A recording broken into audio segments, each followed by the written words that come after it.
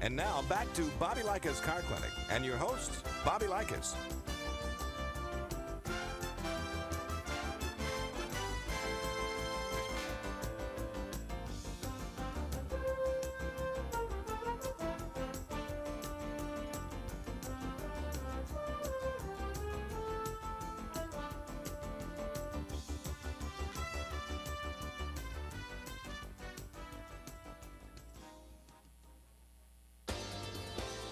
You're listening to Bobby Likis Car Clinic.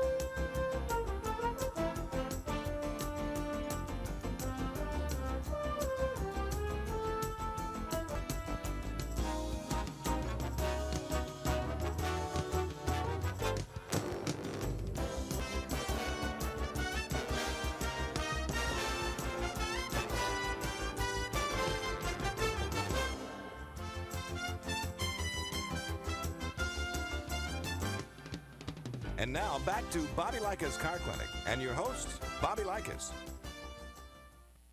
Good morning, Car Clinic affiliates. Your Car Clinic minutes for the week of May 14th, 2018 are about to head your way. So go ahead and press that record button. As always, thank you for broadcasting and listening to Bobby Likis Car Clinic. Have a great weekend.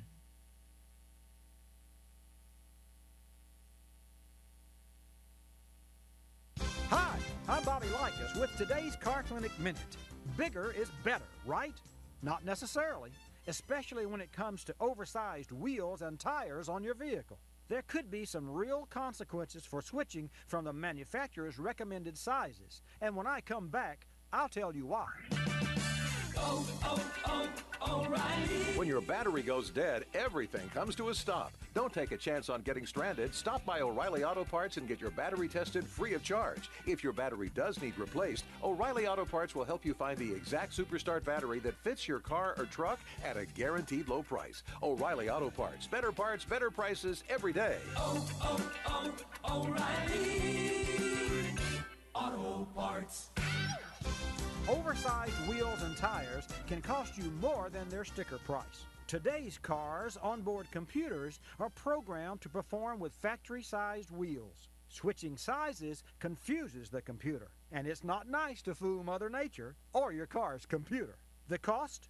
Poor performance, lower mileage, and increased transmission wear. Also affected, anti-lock brake systems and speedometer accuracy. So invest your money wisely in the best tires with factory-recommended dimensions. I'm Bobby Likis. Like us, you'll love us.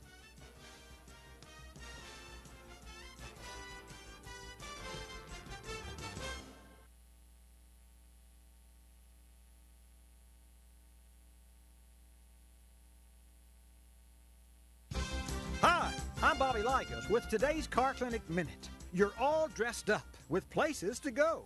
You scoot behind the wheel, turn the key, but no go. Now you're just all dressed up. What's to blame? Battery or starter? When I come back, I'll tell you. O'Reilly. When your battery goes dead, everything comes to a stop. Don't take a chance on getting stranded. Stop by O'Reilly Auto Parts and get your battery tested free of charge. If your battery does need replaced, O'Reilly Auto Parts will help you find the exact Superstart battery that fits your car or truck at a guaranteed low price. O'Reilly Auto Parts, better prices every day. O'Reilly Auto Parts. When cars won't start, it's always frustrating. What's the culprit, battery or starter? Here's how to tell. If it's night, turn on your headlights. If they don't come on, of course it's the battery. But if they do, leave them on and try to crank your car. If they dim or go out, the battery's to blame. During daylight, try the same test with your horn. If your lights and horn operate normally when you try to crank your car, guess what? It's the starter. I'm Bobby Likis. Like us, you'll love us.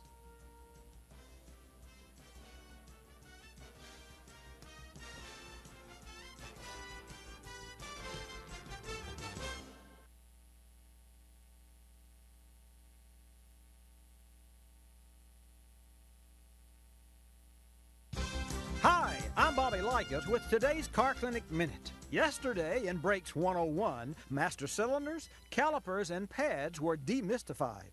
You learned they are a lot like hearts, muscles, and skin, all designed to stop cars and save lives. When I come back, it's Brakes 102.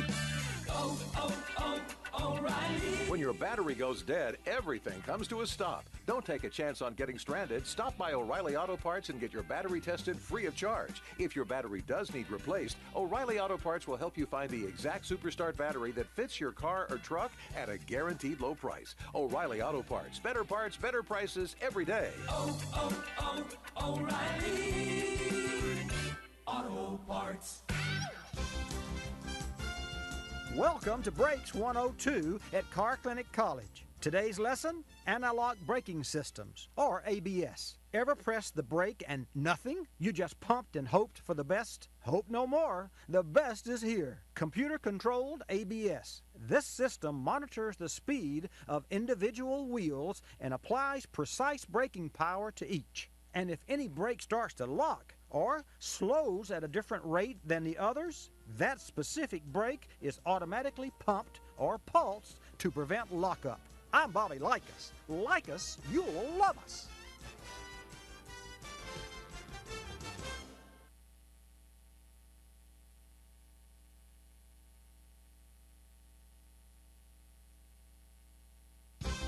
Hi, I'm Bobby Likis with today's Car Clinic Minute. Remember your very first vehicle? It was red and had 4 wheels, and you were happy. But you've changed since that little red wagon.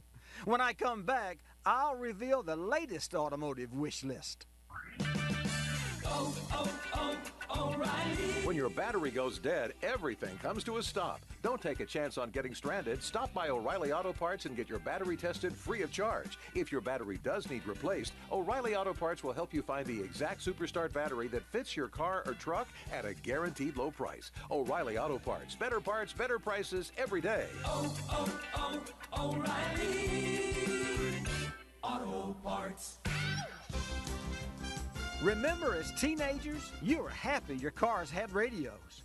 But now, according to Exxon's driver-friendly poll, your tastes have all grown up. Topping your wish list is a built-in driver's seat back massage for de-stressing commutes.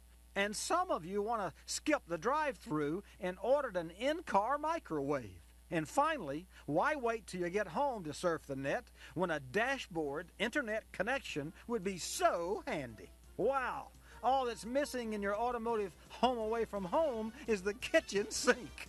I'm Bobby Likis. Like us, you'll love us.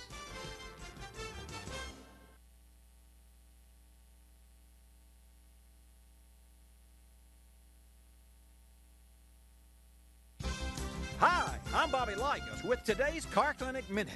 Things found in your car's trunk. Jumper cables, tennis rackets, roller blades, and children. Children? True, they don't belong there, but can get trapped. When I come back, I've got a prevention and a cure. O'Reilly. When your battery goes dead, everything comes to a stop. Don't take a chance on getting stranded. Stop by O'Reilly Auto Parts and get your battery tested free of charge. If your battery does need replaced, O'Reilly Auto Parts will help you find the exact Superstart battery that fits your car or truck at a guaranteed low price. O'Reilly Auto Parts. Better parts, better prices every day. O'Reilly Auto Parts. Sure, our trunks get littered with summer playthings, but don't let your kids be one of them. According to Trunk Release's Urgently Needed Coalition, 11 children died last summer after accidentally locking themselves in. Prevent your child from becoming a statistic. Always lock trunks, and arm kids with facts. Tell them they could die from being trapped. A cure? This year, Fords, Lincolns, and Mercurys have emergency trunk releases on all applicable vehicles. Now, go enjoy summer drives with your kids buckled in the passenger cabin. I'm Bobby Likis. Like us, you'll love us.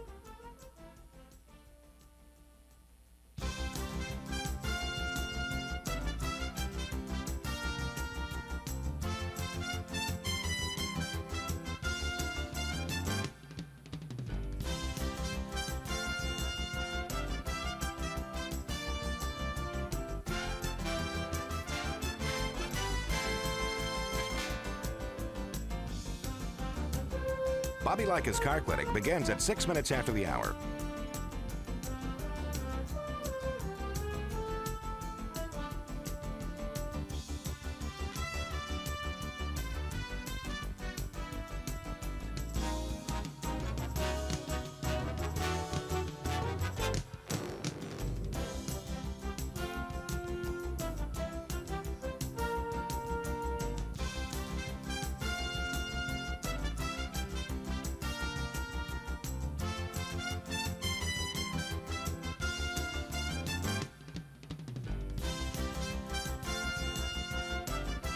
Bobby Likis Car Clinic begins at 6 minutes after the hour.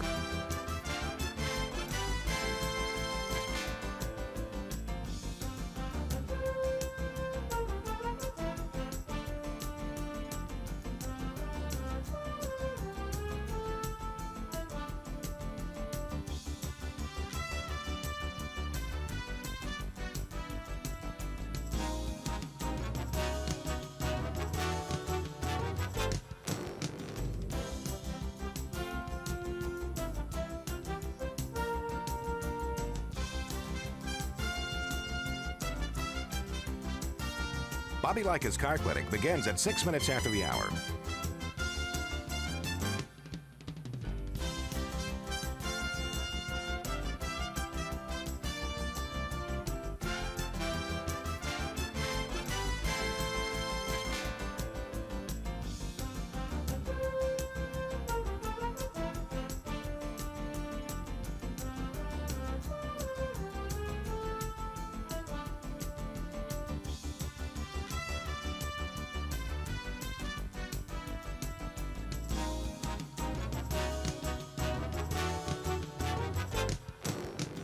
Bobby Likis Car Clinic begins at 6 minutes after the hour.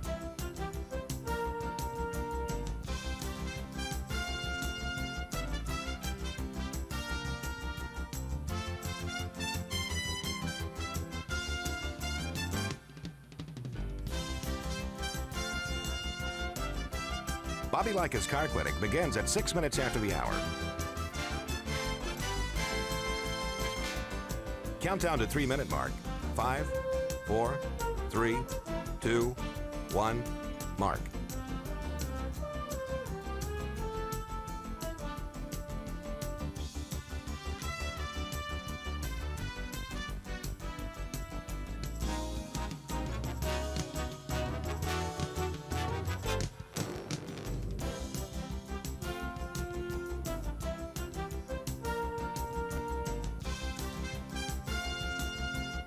Bobby Likis Car Clinic begins at 6 minutes after the hour.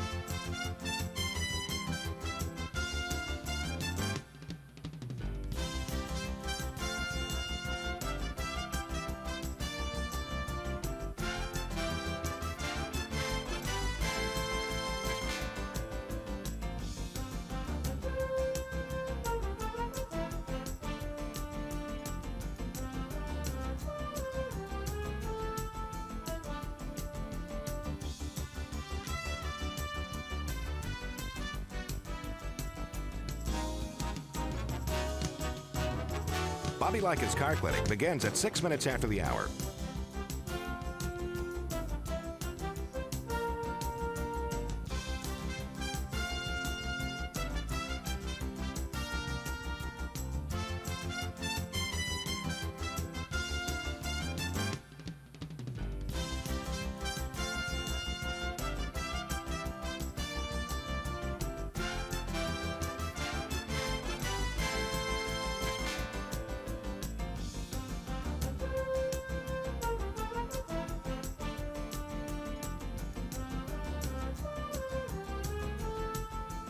Bobby Likis Car Clinic begins at 6 minutes after the hour.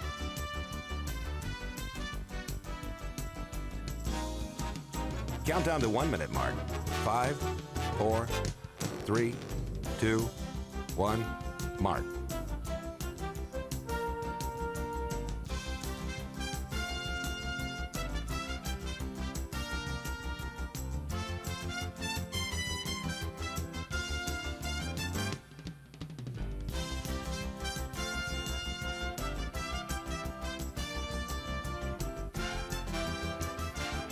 Countdown to 30-second mark.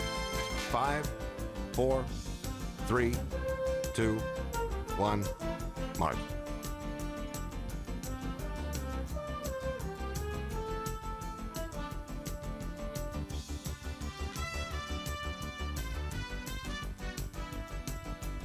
Countdown to 10-second mark. 5, 4, 3, 2, 1, mark.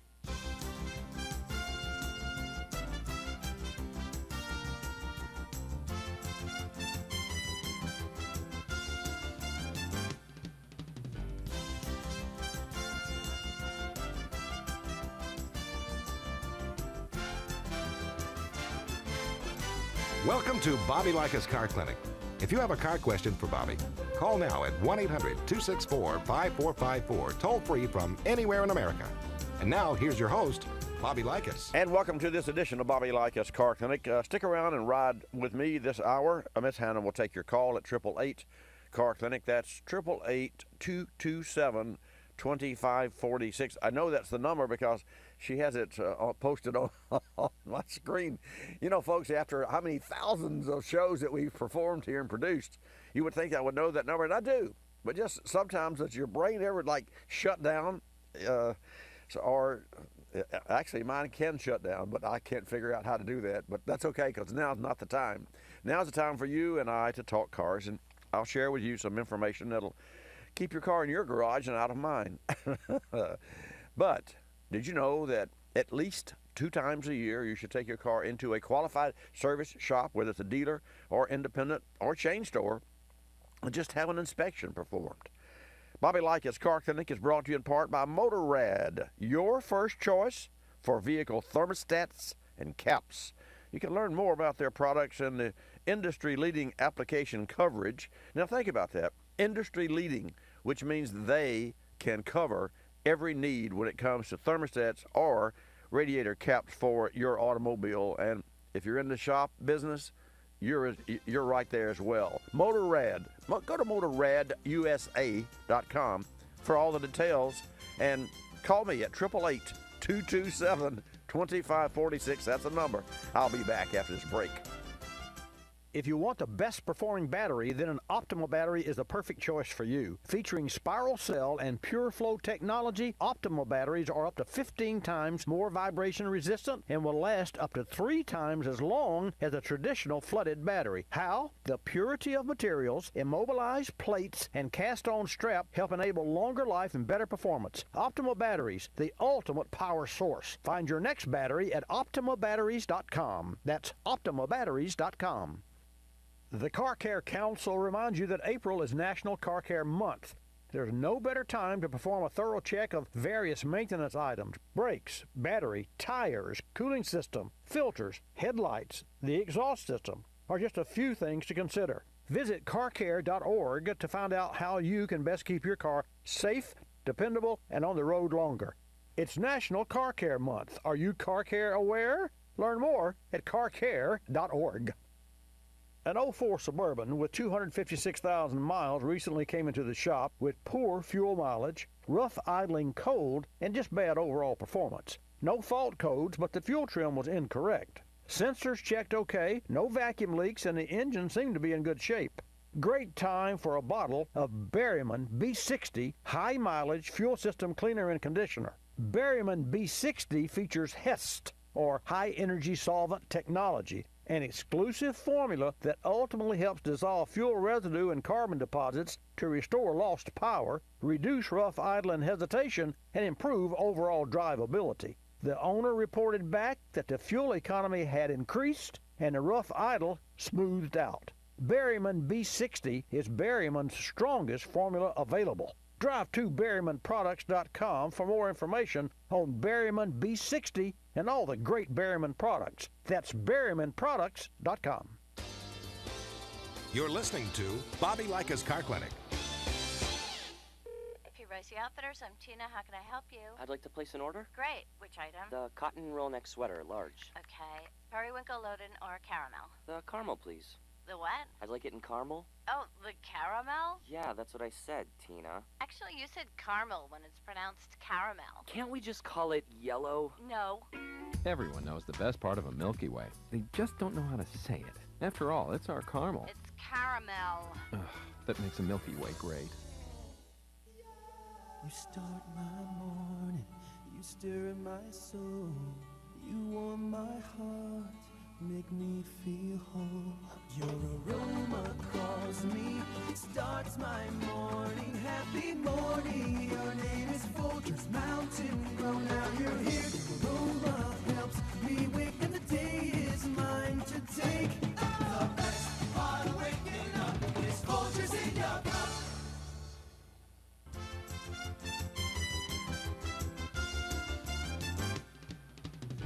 And now back to Bobby Likis Car Clinic and your host, Bobby Likis. Okay, let's get started with this hour of Bobby Likis Car Clinic. Like us, you'll love us. 888-227-2546. We'll go to Missouri and take a call from Tom, who was first in. And then we're going to go to Jamie, and then your calls at 888-227-2546. Tom, good morning. Welcome to Bobby Likis Car Clinic. Thank you, Bobby. I was wondering about tire pressure. If you can open the door and the label on the car says 35 psi, but then then you put the correct tire on there that the owner's manual specifies, and maybe the tire says 44 psi or 51 psi. Do you go by the tire or the label on the car? You know, that's a great question, Tom, and I've answered that question hundreds of times. Just so you'll know, the DOT, Department of Transportation code, like say a building code, for example, in our area in '04 we had Ivan, which is a hurricane. So there were a lot of terrible destruction and what have you. Any new buildings that had that were rebuilt, including homes at the beach or metal building, the withstanding of air speed, like 120 mile per hour wall. So that's a code, a building code. On the sidewall of all tires is the building code, which means that on the worst day possible, how much wind can this wall take before it, without blowing away? The same thing is true for a tire. When you load a tire, the interior of the tire, just think of your if you're a guy, think of your belly. So the more load you have, the more the center of the tire pushes in, and then you push air in it that pushes your belly back out, or the belly of the tire, the center of the tire. So the code on the side of the tire and the pressure you read says, for this particular tire, and that particular tire only, you can add X amount of pressure, i.e. 55 psi, to offset another 600 or 800 or 1,200 pounds of load that the vehicle may incur, whether it's a pickup truck or it's a four-door passenger car with luggage and passengers and what have you. So never should you, and I say never, I don't like to use that word, but I just never seen well, I take that back. On trailers, perhaps, if a tire were to say 65 psi, and you kept loading the trailer with concrete blocks, then you would put 65 psi. And if you had more concrete blocks, and if the center of the tire was still collapsed because it wasn't enough air, you could not run more than 65 because you would exceed the limit of the structure and the integrity of the cords and the manufacturing and design of that tire. Having said all that, who cares? What you need to know is that the car is designed to run not 60 or 50 or 55, but on your side decal, which is normally on the door or the door jamb of the car, say 32 psi. So at 32 psi, under normal conditions, and a lot of cars, if you look at that at the tire pressure on the decal, it says with normal conditions or with multiple loads or with higher speeds, and it still would be within it being the pressure you should run within a couple of psi. So my rule of thumb is my car calls for 32 psi. I do mostly in-town driving, 90%, and so I run about 33 psi. I depend on my tire pressure monitoring system, but that's the proper starting point. Any questions so far? The 32 is on the door of your car? Yes. Okay. Well, it may not be 32. It could be 34. It could be 36. But on the decal on the car, some GM cars have the decal tucked away under the console door or in the glove compartment door. But most all cars show on the drivers, when you open the driver's door, on either the door jamb itself or the door frame itself, you'll see this decal, and that's usually where those numbers are. And so that's what you should know. And if you understand that, and folks, you need to understand this, that's the beginning point. I say starting point, and here's why. The true pressure that you should run on the car that you drive, which is not your neighbor's car, whether it's the same make or what model or what have you, on the car you drive, can only be determined by monitoring the tread wear. And just like I said, more air, the center of the tire blows out. Pull air in or take the load off, the edges of the tire bow out. So what you have to do is establish a 30, say 32 is the mean point, all right? So you put 32, and you drive it 4,000 or 5,000 miles, and you measure the tread depth, and you measure the tread depth on the interior tread, the outside tread, and then the center tread. Three ways. And if you're getting wear in the center, then you're running too much air pressure. If you're getting no wear in the center or more wear on the inside and outside tread than in the center, then you'll know that that you're not running enough air. You need to push that center out. I like to err to a higher pressure. So if it calls for 32, I like to run 33 or 34 because tires do not make air, they leak air. So that means that if you put, when you check it, if you check it once a month, you know, cars should be so lucky that their owners check their tires once a month. But if you check it once a month and you make sure that you're higher, then the tire will leak, but it will stay within the maximum pressure more than it will stay in the under maximum pressure. You understand what I'm saying? Yes. So if it says max pressure 35, you're going to put in 36. Probably so. Yeah, probably so. I will do that until I learn how the wearer of that car and that tire performs. And I can only do that 5,000 miles from now because we've measured the inside. So let's say you have 7 30-seconds tread. So you got 7 30-seconds on the inside tread, 7 on the center, and 7 on the outside. And we put 36 PSI. Then we check it 5,000 miles, and we've got 6 30-seconds on the outside, 6 30-seconds on the inside, but in the center tread, we have 5 30-seconds. Oh, wait a minute. We've worn the center more, too much air. But I'll tell you, you rarely will see the center wear because tires leak air, so you can always edge your err to the high pressure side. You got it? Yes, I've noticed that. Thank you. I've noticed that on a lot of the newer cars, the rim is huge. 17, 18, 20-inch diameter rim, and then the tire is less. It's smaller. Yeah, it reminds you more like a bicycle tire. Yeah, I know, and it's you know what really gets me about that is that makes it so easy to damage the wheel and curb a tire. Ugh, I hate to think about it, but I've done it. I've done it more times than I want to even think about, and every time I do, I've got this great. When I hear that, and I it's one of those things where you're in a tight position and you think you got it covered and I got it. Yeah, well, you find out you don't have it and you scratch it. And in my case, it takes $400 to fix a wheel, and I know I fixed the right front of my car 2 times. I mean, really? But yeah. But that's a low-profile tire, and that's the aspect ratio, which is the millimeters of the tire sidewall as compared to the width of the tire.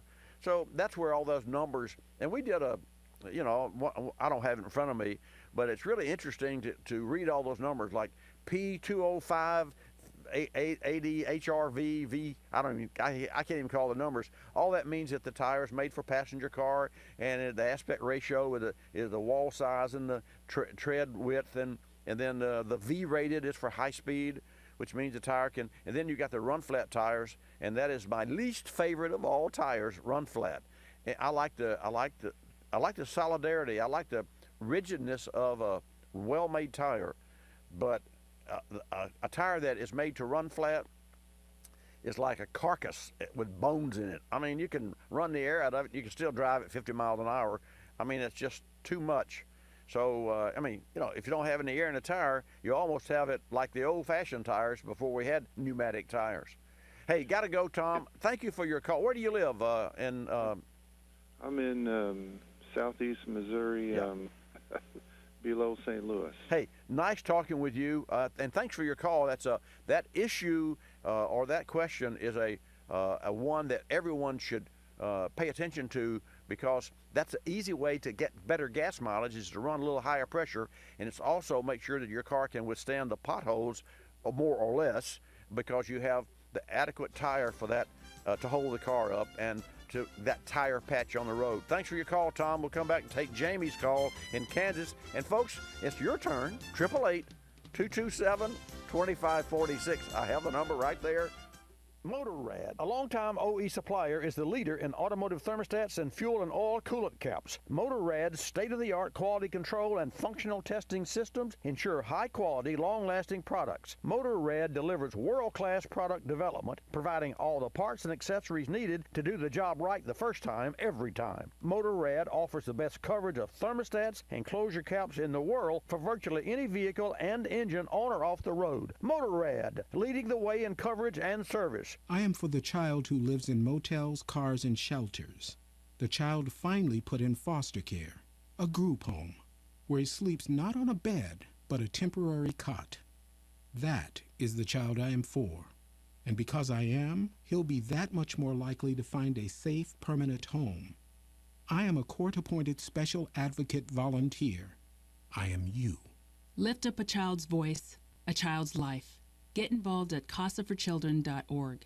Folks, as winter comes to an end and spring begins, the Car Care Council reminds you that April is National Car Care Month. Time to get your vehicle ready for spring driving and summer road trips. Here are a few things you could consider. Your vehicle's tires keep you rolling down the proverbial highway. A few simple checks help extend tire life, improve MPG, and keep you safe. Start with tread depth. Insert a penny head first into the lowest point of the tire tread. If you see the top of Abe's head, you need new tires. Correct tire pressure is also important, as under or overinflated tires wear unevenly. Improper wheel alignment may not seem vital, but misalignment can shorten tire life and pose safety issues. What are the signs? Pulling to one side and a loose or vibrating steering wheel are common symptoms. For more great tips, videos, and recommended service schedules, visit carcare.org. And while you're there, order your free copy of the Car Care Guide for your glove box.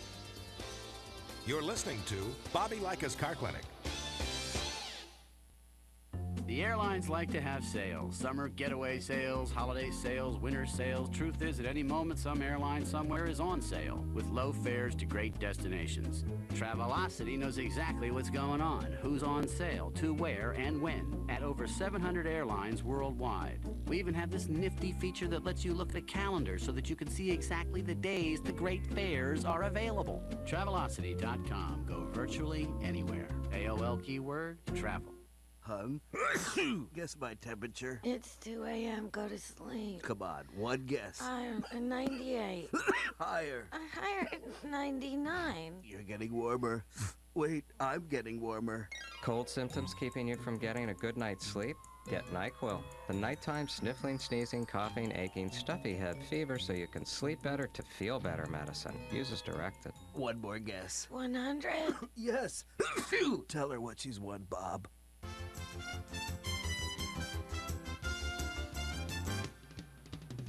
And now back to Bobby Likis Car Clinic and your host, Bobby Likis. And welcome back to this edition of and segment of Bobby Likis Car Clinic. I want to wish all the folks out there a happy Mother's Day tomorrow, this weekend. And folks, to that end, Father's Day, of course, that's going to be in June, but it's coming up.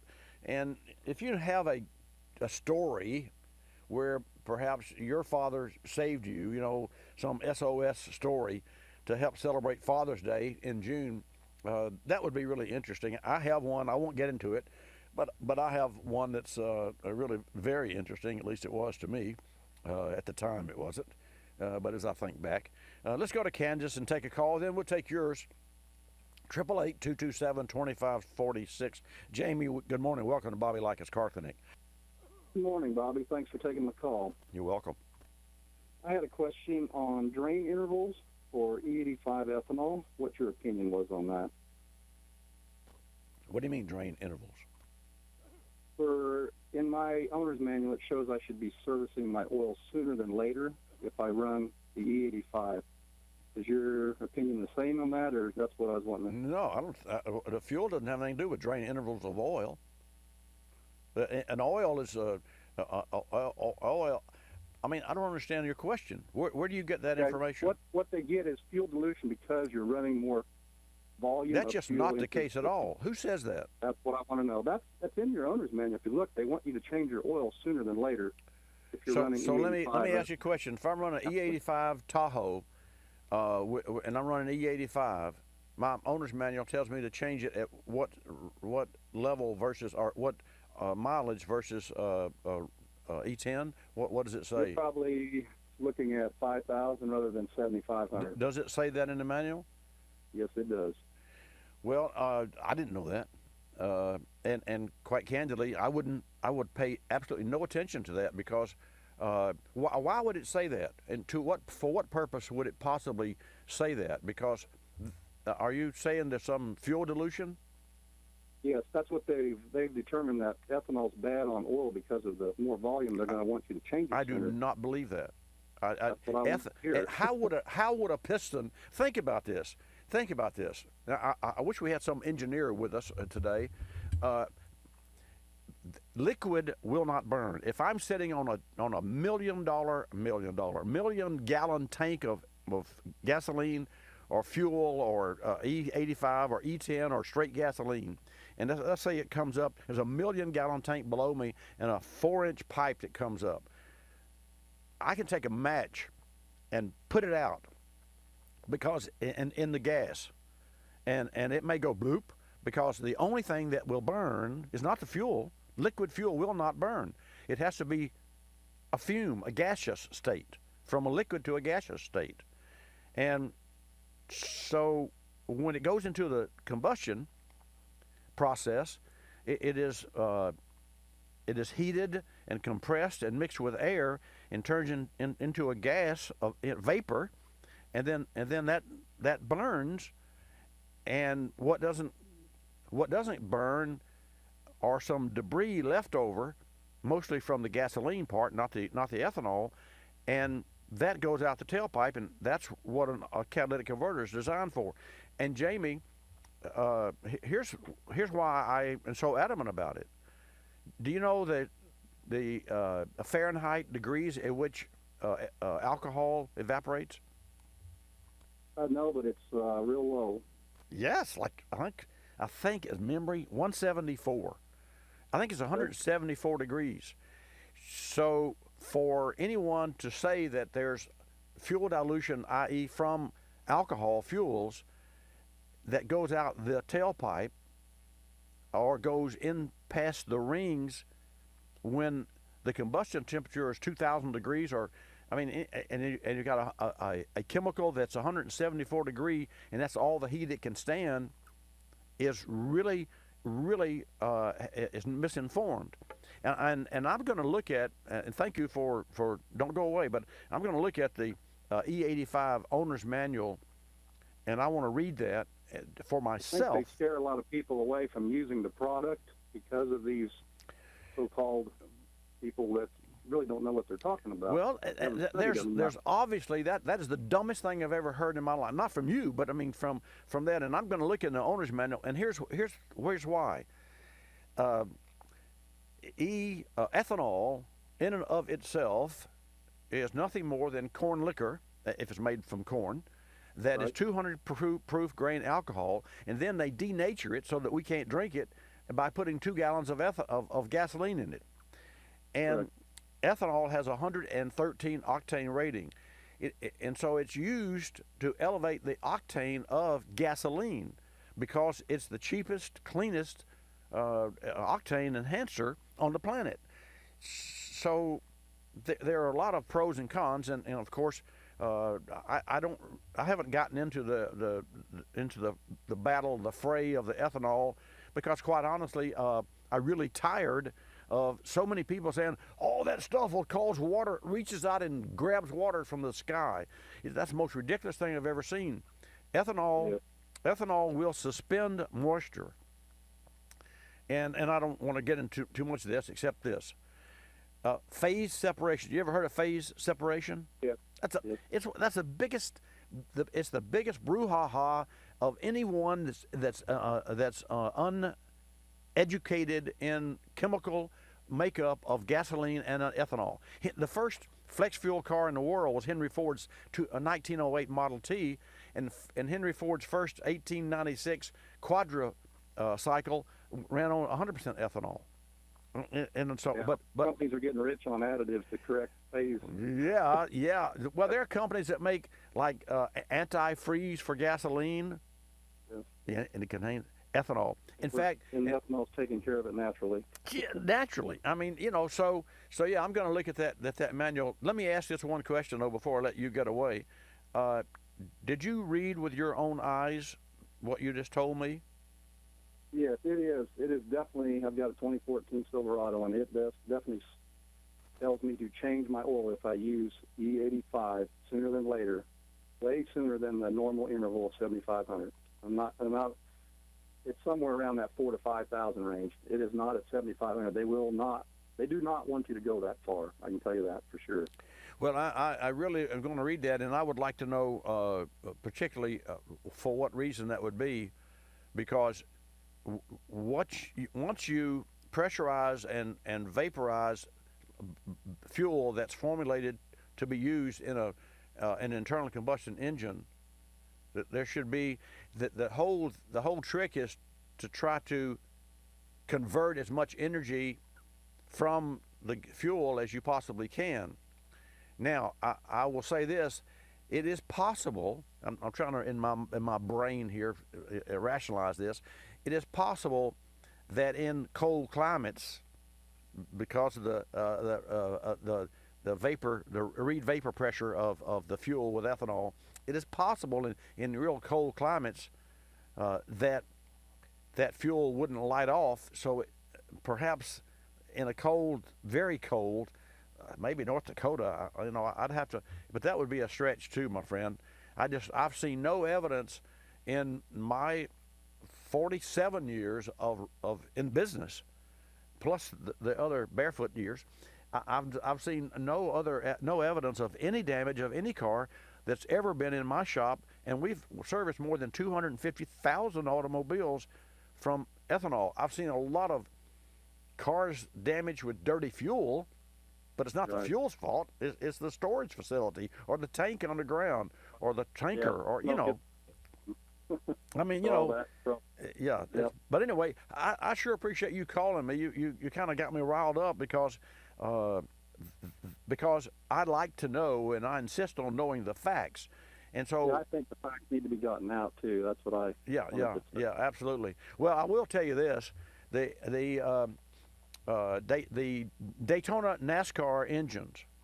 And here's some facts for everyone. In 2011, I believe it was, NASCAR went from E0 to E15. Ask me what, and my good friend, and whom I respect from an engineering standpoint, way over the top, is Dr. Andrew Randolph, who is in charge of the Chevrolet architecture for Earnhardt Childress Racing. He is a world-renowned combustion specialist, and I asked him face-to-face, and we've had many, many talks and dinners together, and I asked him face-to-face, off the record. I asked him a lot of things off the record that he wouldn't answer with regard to cylinder wall finish and his rocker arms, but that's okay. I didn't push him. But I said, I want to know, Andy, what different changes you made in your racing engines, and they make 700 engines a year, and these are $100,000 engines for his team and other racing teams. I'd like to know what hardware change you made when you went from straight high-octane gasoline to high-octane E15. And Jamie, you know what his answer was? I'm sure it was no change at all. None. Zero.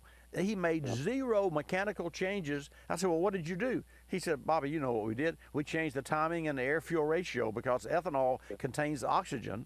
So we had to change the air-fuel ratio, but you already knew that. He said, you probably already knew the answer. I said, well, no, but I didn't know the answer because you build the engines. And it's very interesting to me. And actually, that battle, I say battle because I live in on the Gulf Coast, and there's so many boaters here, and everyone, I'll put that stuff in there. It's eating the carburetors out of my lawnmower, and what have you. Man, I had problems with carburetors before I even could spell ethanol. Everybody forgets about varnish, don't they, from the old gas line? Yep. Anyway, it's really interesting. It really is. And to that end, this past week I was a guest on a morning show with Dennis Ernest, at KNEB, and that's in the Scottsbluff, Nebraska, and Cheyenne, Wyoming, and so that's, of course, Nebraska is corn country, and I got into ethanol just a little bit, and one last thing, Jamie, before I go, because I got a break coming up. I have a 2013 factory stock Jag with 11.5 to 1 compression ratio, factory stock. It's a fabulous engine, really noisy with the direct injectors and what have you. I've run 4 tanks full of E30 in that vehicle. It's an E10 car, no check engine light, terrific power, and I did that. And I had to make my own because I can't buy E30 here, but I made my own and mixed E90 racing fuel with E10, and it's just absolutely over the top. So yeah, I'm a fact kind of guy. Hey, thanks for your call, and get back anytime. I'm gonna take Greg's call after I come back from the break. Don't touch that dial. I am for the child who lives in motels, cars, and shelters. I am for him. The child who was finally put in foster care, a group home, where everything he owns is kept in a plastic garbage bag, as black as the tar heroin that killed his dad. I am for that child. So I am there for that child, to listen to him, to speak for him, to champion without compromise what's in his best interest. Because if I am, he will be half as likely to languish in foster care, and that much more likely to find a safe, permanent home. That is the child I am for. I am a court-appointed special advocate volunteer. I am you. Lift up a child's voice, a child's life. Get involved at casaforchildren.org. You're listening to Bobby Likis Car Clinic. Waking up can be a chore, but mornings knocking on my front door. Know just what I'll do. Put on a pot of Folgers brew. Mountain grown aroma hits the spot. Helps me give all that I've got. An opportunity to start out smiling and happy. The best part of waking up is Folgers in your cup. I'm privileged to be involved with Capstone Adaptive Learning, formerly known as United Cerebral Palsy, for over 25 years. Since 1953, Capstone has provided quality care programs for persons with developmental disabilities like autism, cerebral palsy, Down syndrome, and intellectual disabilities. Dr. Sherry White with her team are dedicated to Capstone's clients, and 100% of your contributions stay local to serve those in this community. Go to capstoneadaptivelearning.org to see the difference Capstone makes. Good morning, Car Clinic in Pensacola. I've been talking with you about your automobiles for over 25 years now, and I've been servicing vehicles here in my own automotive service shop for over 47. We've won Best Automotive Service Shop, Best Oil Change, and Best Reputation in Automotive Service, and the Torch Award for Ethics. And I'd be honored if you'd vote for my service shop again for Best of the Bay. Here's how. Go to pnj.com, click on Best of the Bay, look for the professional category, then click on Bobby Likis Car Clinic for Best Automotive Service Shop and Best Oil Change. 3 simple steps. Go to pnj.com, click on Best of the Bay, scroll to Professional Category, click on Bobby Likis Car Clinic for Best Automotive Service Shop and Best Oil Change. I'd appreciate your vote of confidence.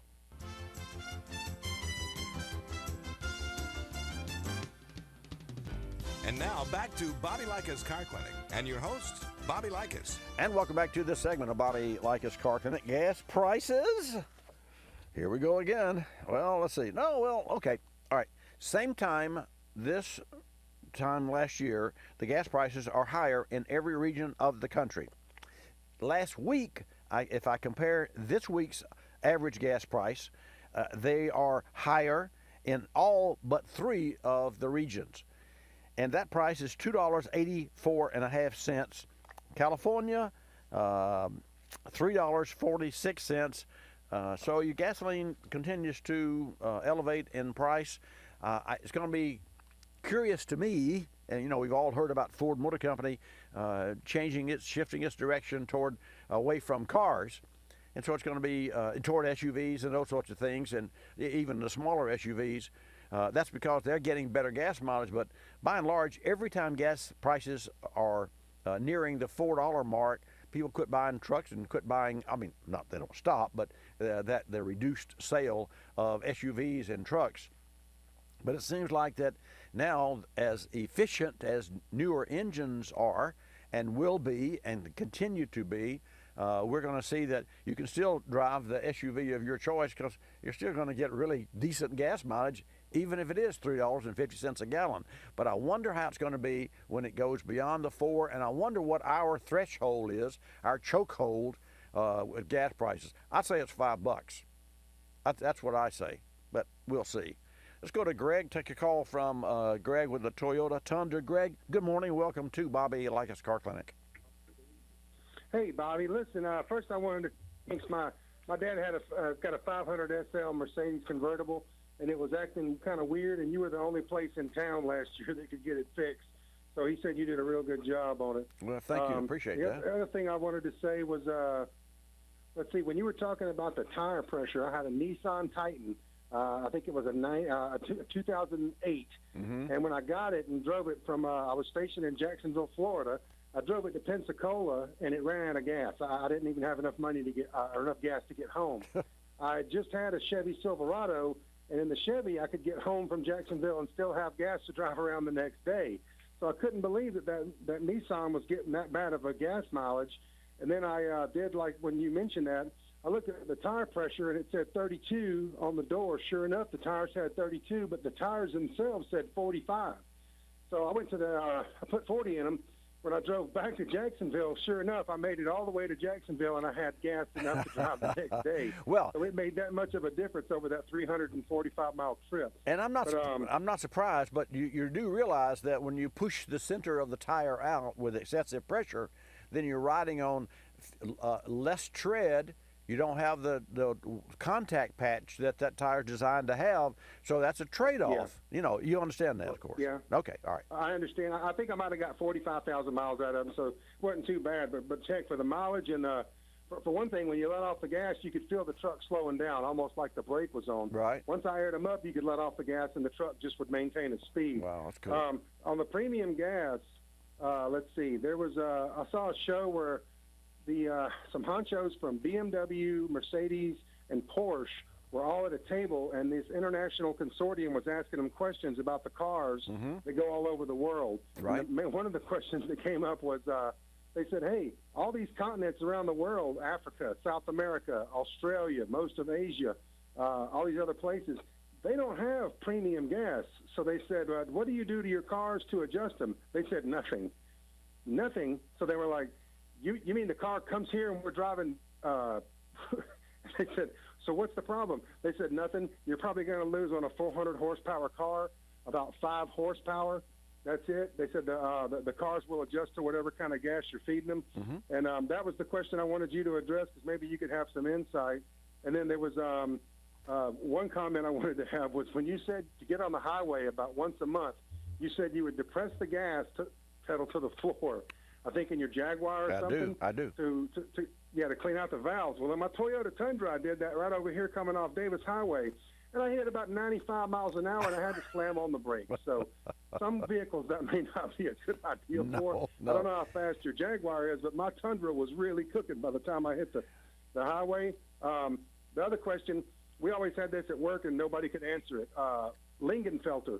Does the L on the Chevrolet engine codes, like the high-performance ones from the 70s and the Corvettes, does that L mean Lingenfelter? No. And if you could just no, it doesn't. About those I can things, tell you, we're all ears, man. I can tell you that the L doesn't mean Lingenfelter. In fact, Ken Lingenfelter bought Lingenfelter from his cousin because Ken, and this has nothing to do with the L, but Ken did not found that company. Ken made his money in real estate. And he made a lot of money in real estate. And I believe it was his cousin, started the Lingenfelter and was not doing that well because he really needed, I guess he didn't have the capital and needed an infusion in cash. And so rather than refinance what I guess he didn't have enough. I don't know. I don't know the backstory, but I do know because I've had dinner at SEMA with Ken Lingenfelter, and wow. And he's a neat guy. I'll tell a quick story that I think would be interesting. So there was a phone call that came in from Veyron, from Bugatti, that said, and this is from Europe, and it says, we see that Mr. Lingenfelter's Bugatti has the water sensor says there's water in the oil or transmission. I don't know. It could be the water in the oil or transmission, but anyway, they monitor. And they monitor those cars real time, and so we want to send the tech over and replace the monitor, replace the sensor. And so the general manager, who was, I think his name was Campbell, was with General Motors for years. He works with Lingenfelter now, and he was also at the table. And he was telling me this story. He said, so I took the call because Ken was, on the road. And so Bugatti said, well, we'd like to send when's a good time? He said, well, I don't know. He said, I don't really know where the car is. So the Bugatti people says, oh, we know where the car is. We're not interested in we just want to know what will be a convenient time for us to send the technician to replace the sensor in the car. Big Brother. Exactly right, and that was really interesting because we weren't even talking about Big Brother, but it was so interesting because here this chief engineer from General Motors, and I wish I remembered his name. I think it was Campbell. But the chief engineer from GM was at the table talking about that, and then when he said, well, I don't know where my boss is, he's out driving, and that's when they said, oh, we know where it is. We just know when is a good time. Now, getting back to your the acceleration point, I do accelerate my car on the on-ramp when I see that there's no car in front of me, so that I can run it to the max in first gear, and it shifts out. And when it shifts from I'm sorry, I totally missed that part. Well, yeah, but I want to I thought you meant just hold it on the floor until you get on the highway. No, that is on the on-ramp. That is on the on-ramp to I-110, and when it shifts out, and then I immediately back off the throttle. I'm running no more than 70 miles an hour, and usually it's somewhere between 60, and the speed limit's 65. So I'm not sure it's legal to drag race on the on-ramp, but once I get to the once I get there, it's legal. Okay. Okay.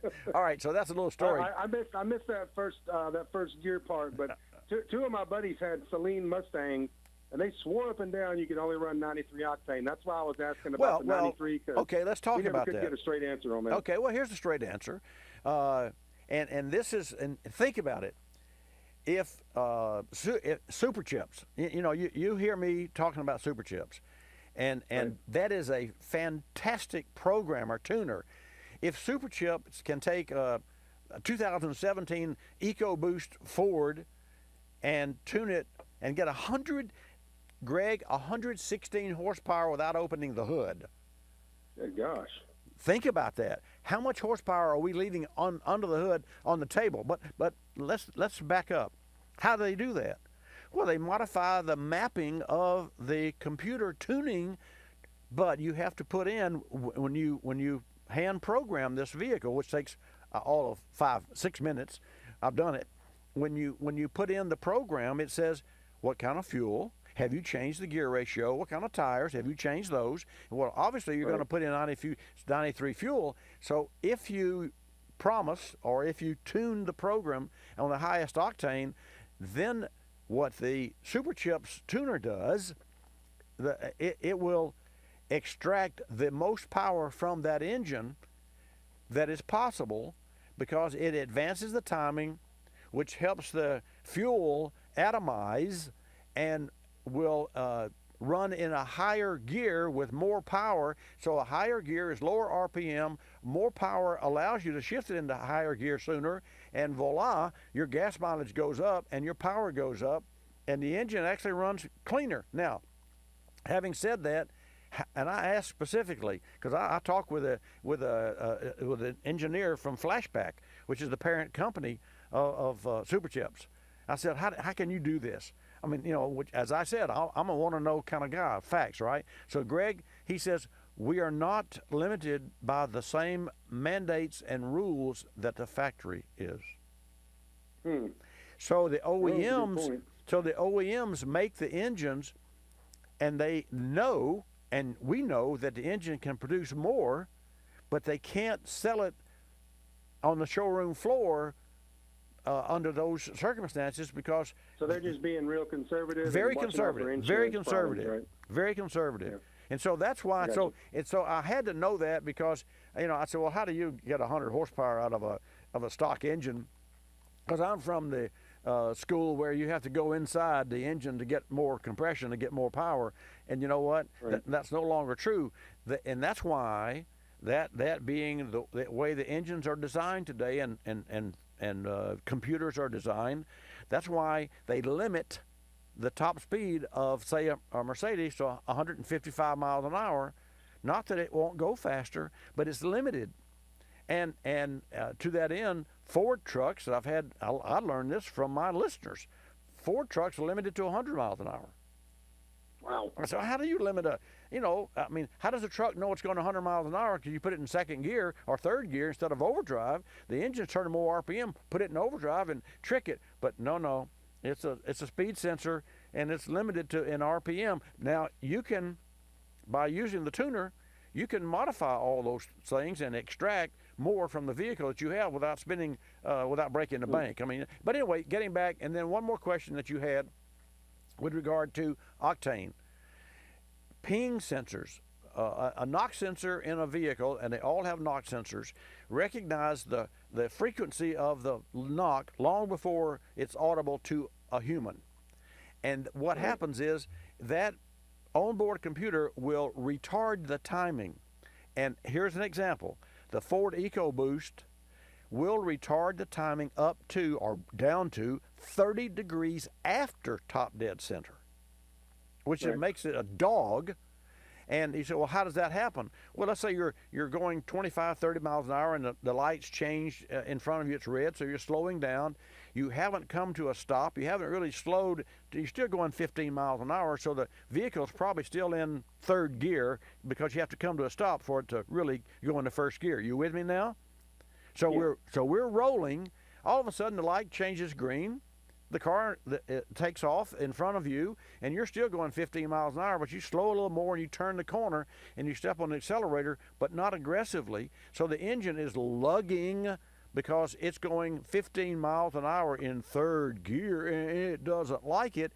And so all of a sudden, the cylinder loading, just like riding a bicycle up a hill in 10th speed, that ain't going to happen because your quads say, hey, this is too hard. So the loading, all of a sudden the pressure causes a detonation on top of the piston, and the ping sensor goes off, and the timing says, whoop, save this engine, retard the timing. And therein lies why you can run low-octane fuel in a high-octane engine without any problem, and you will lose performance, but you will not damage the engine. Got it? Yes, sir. Very interesting. Isn't that all very interesting? It is to me. Well, the only reason I was asking was if you read on I don't know if they still have it, but it used to be when you got in a Porsche Corvette or one of the AMG Mercedes or a BMW M5. Right. The thing on the gas said premium, or if you were in the state, like 93 octane gas. A lot of people don't know is only available from Texas to the East Coast. Once you go to Texas, you only got 91 all the way to California. Okay. From what I've seen. And it sounds like it don't give you no option. You have to run it, or you think and everybody thinks their car will just die or won't run at all. And I'm well, my car says premium fuel. I don't think that's the case. No, it is not the case. My car says premium fuel on the flap. The Mini Cooper Supercharged that we had said premium fuel. And Greg, Right. one last point. We're out of time, but one last point. We were talking about tire pressure. The maximum pressure front and rear for high-speed driving on the Mini Cooper was 33 psi. I'll tell you, you run 33 psi, you will wear the rear tires out in the middle, and you'll wear the front tires out if you're driving in the city. So here's what we had to run. And I did this as a matter of study. 36 in the front and 29 in the rear, and I increased my life of my tires 20%. I got 24,000 miles out of a Mini Cooper, and everybody else, including the president of Cooper Tires, not the Cooper car, but because I talked with him at SEMA, he said I've got a Cooper that I drive on the LA freeway. He said I get 20,000 miles. That's all you're going to get, whether it's my tire or a Michelin or whatever. And the bottom line, I increased mine 20% by measuring tread and proper depth according to the driving of the tire. And with that, I'm Bobby Likis. Thanks for tuning in this hour. Likis, you'll love us. This is Bobby Likis Car Clinic. Bobby Likis Car Clinic is a copyrighted presentation of Car Clinic Productions Incorporated and may not be reproduced or rebroadcast without the express written approval of Car Clinic Productions Incorporated.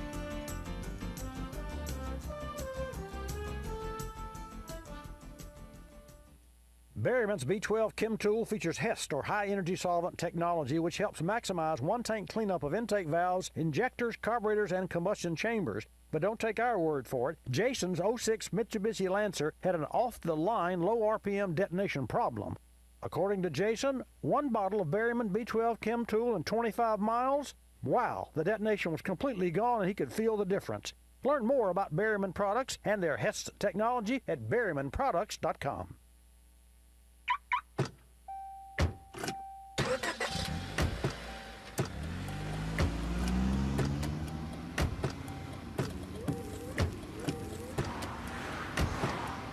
Driving has a rhythm all its own. Don't wreck it with a text. Before you get behind the wheel, silence your phone. Or better yet, designate a texter. For more text-free driving tips, visit stoptextstoprex.org. Brought to you by the Ad Council and the National Highway Traffic Safety Administration. You're listening to Bobby Likis Car Clinic. If you're familiar with the classified section of the newspaper, you probably understand this message quite well. You see, in the classified section, everything gets abbreviated. Consonants, vowels, prepositional phrases, the very building blocks of our language are thrown right out the window. And that makes it difficult when you're trying to sell your car. You've got a limited amount of space to work with, and by the time you abbreviate the description of your car down to a couple of fragmented sentences, it sounds less like a car and more like a Bluck sedan with sniffed like new condition lemals. No wonder more people are selling their cars through eBay Motors. They can post unlimited text and photo descriptions, and with a nationwide marketplace, they're likely to sell it for more. Plus, both parties can be covered by eBay's vehicle protection program. Buyers are happy, sellers are happy, and no one's abbreviating. eBay Motors, a better way to sell your car.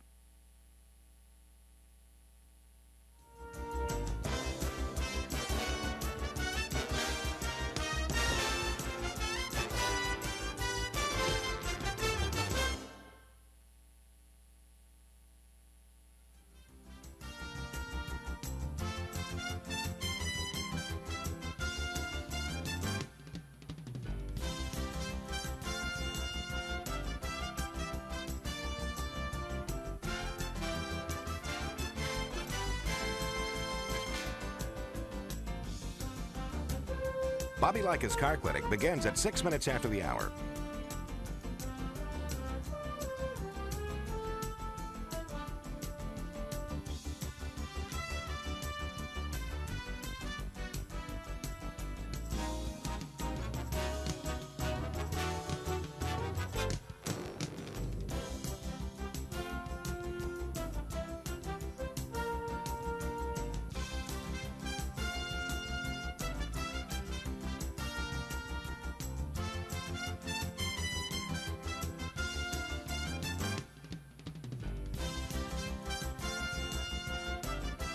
Bobby Likis Car Clinic begins at 6 minutes after the hour.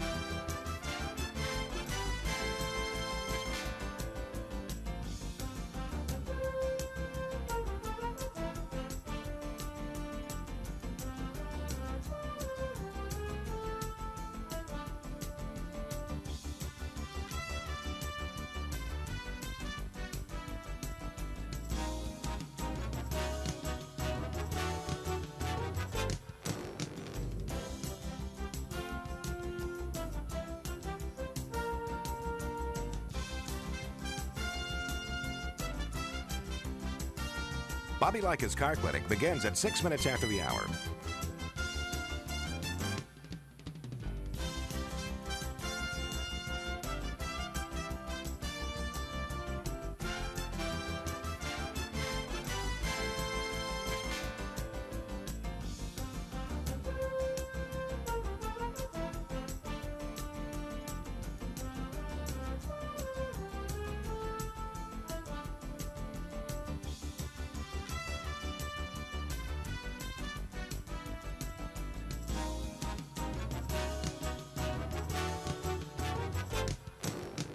Bobby Likis Car Clinic begins at 6 minutes after the hour.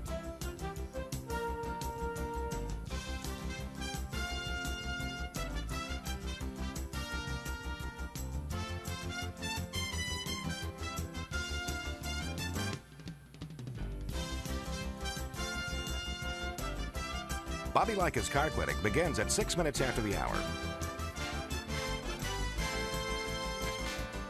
Countdown to 3-minute mark. 5, 4, 3, 2, 1, mark.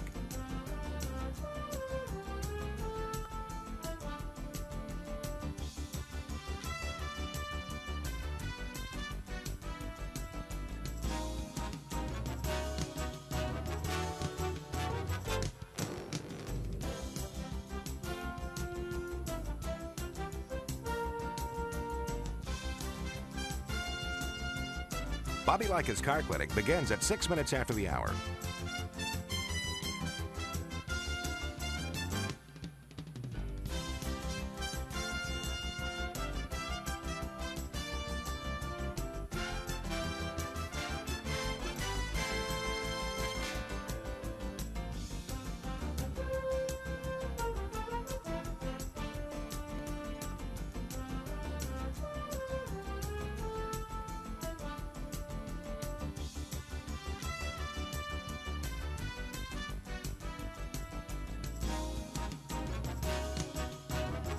Bobby Likis Car Clinic begins at 6 minutes after the hour.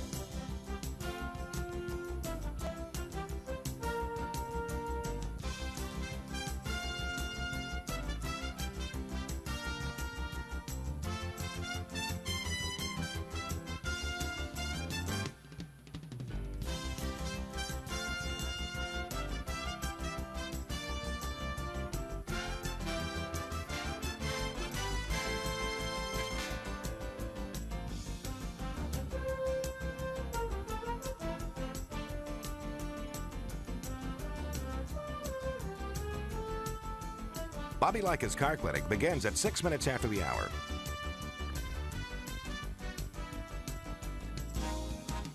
Countdown to 1-minute mark.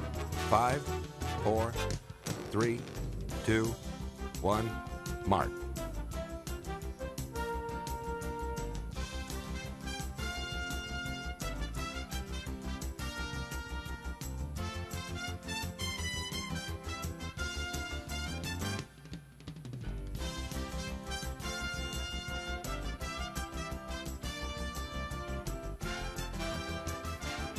Countdown to 30-second mark. 5, 4, 3, 2, 1, mark.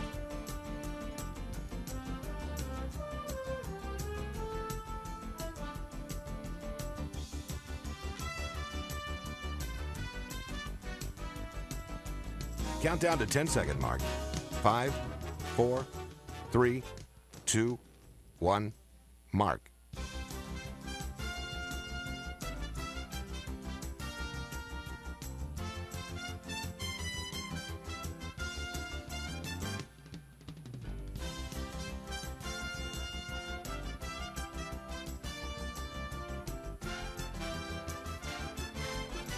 Welcome to Bobby Likis Car Clinic. If you have a car question for Bobby, call now at 1-800-264-5454, toll free from anywhere in America. And now, here's your host, Bobby Likis. And I want to welcome you to this hour of Bobby Likis Car Clinic. This is our second hour. If you've been hanging around the radio or your iTunes or your iPhone or wherever you watch Bobby Live. Oh, by the way, welcome everyone that watch Bobby Live. I just don't do that often enough. So for all of you in HD from the video from the Car Clinic studios located in the center of the automotive universe, right on the Gulf Coast of Florida, actually. I welcome you. Hannah will take your calls at 888 Car Clinic. That's 888-227-2546. Put you in the queue, and I will put you on the air. Bobby Likis Car Clinic is brought to you in part today by Diablo Sport and the Intune i3 Performance Programmer. You can boost your vehicle's power without even popping the hood. Learn more at diablosport.com. And yes, if you just tuned in or if you listened to last hour, we were talking about retuning your car and upgrading the tune of your car and adding, like in some cases, the Ford EcoBoost, 116 horsepower without opening the hood. That is a powerful statement. Speaking of power, it's possible because there's a lot of horsepower that the factory leaves on the table because of the mandates and the rules, whereas you can get a Diablo Sport and go around that and still be legal and still be warrantable. Your calls when I come back, 888 Car Clinic. We recently sat down with Johnson Controls Global Brand Manager Joe Meyer to discuss the advantages of Agm batteries, and Joe touched on how vehicles have changed through the years and why this makes batteries with absorbed glass mat, or AGM technology, a smart choice. Let's hear from Joe. One significant trend we see in today's vehicles are the increased electrical demands that are placed on that vehicle. So these range from features that improve the vehicle's emissions, such as start-stop vehicle applications, to comfort, convenience, and other safety features. An AGM battery is best suited to ensure that the needs of these different features are met. So if you think about it, 20 years ago, we did not have vehicles that drove autonomously or included heated seats or GPS systems or extensive infotainment systems. Our cars really have become our second home. So an AGM battery is really the best suited to ensure that your second home is working properly. AGM batteries help meet the electrical demands put on today's cars, and Johnson Controls is the world's largest producer of automotive AGM batteries. Learn more at autobatteries.com.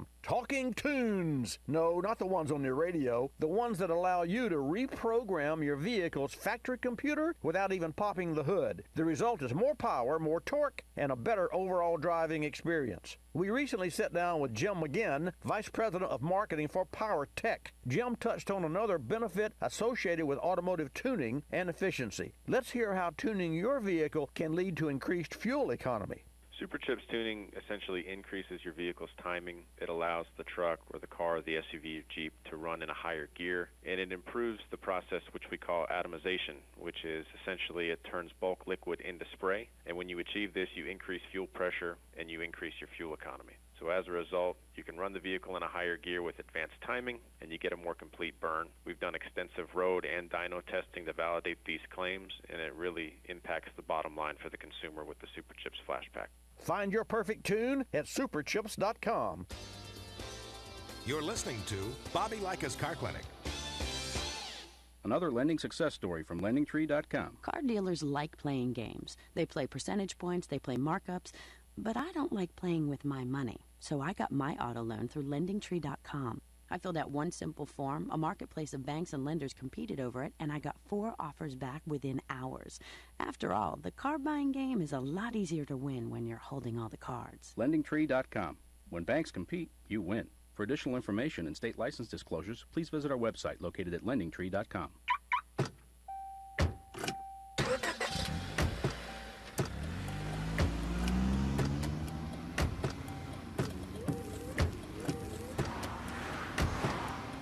Driving has a rhythm all its own.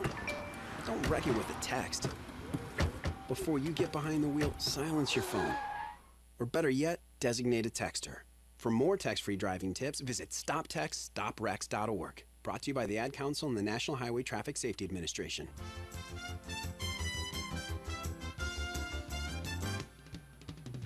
And now back to Bobby Likis Car Clinic and your host, Bobby Likis. Okay, let's get started with this hour of Bobby Likis Car Clinic. I've already got my blood pressure up, so I'm raring to go. I did have some interesting calls the first hour of today's broadcast, which just occurred. And it was about fuels, and it was about the change oil interval. Well, let me just get this out and see what if I can maybe get some input from you folks out there. So a gentleman calls. And Fabio, I forget what state. Hannah, what state was the gentleman from? Kansas? Nebraska? I think. Anyway, so he called, what was it, Fabio, do you know? Florida? Oh, it was? Okay. So with the E85 question? I don't think it was. That was no, that was Greg. Okay.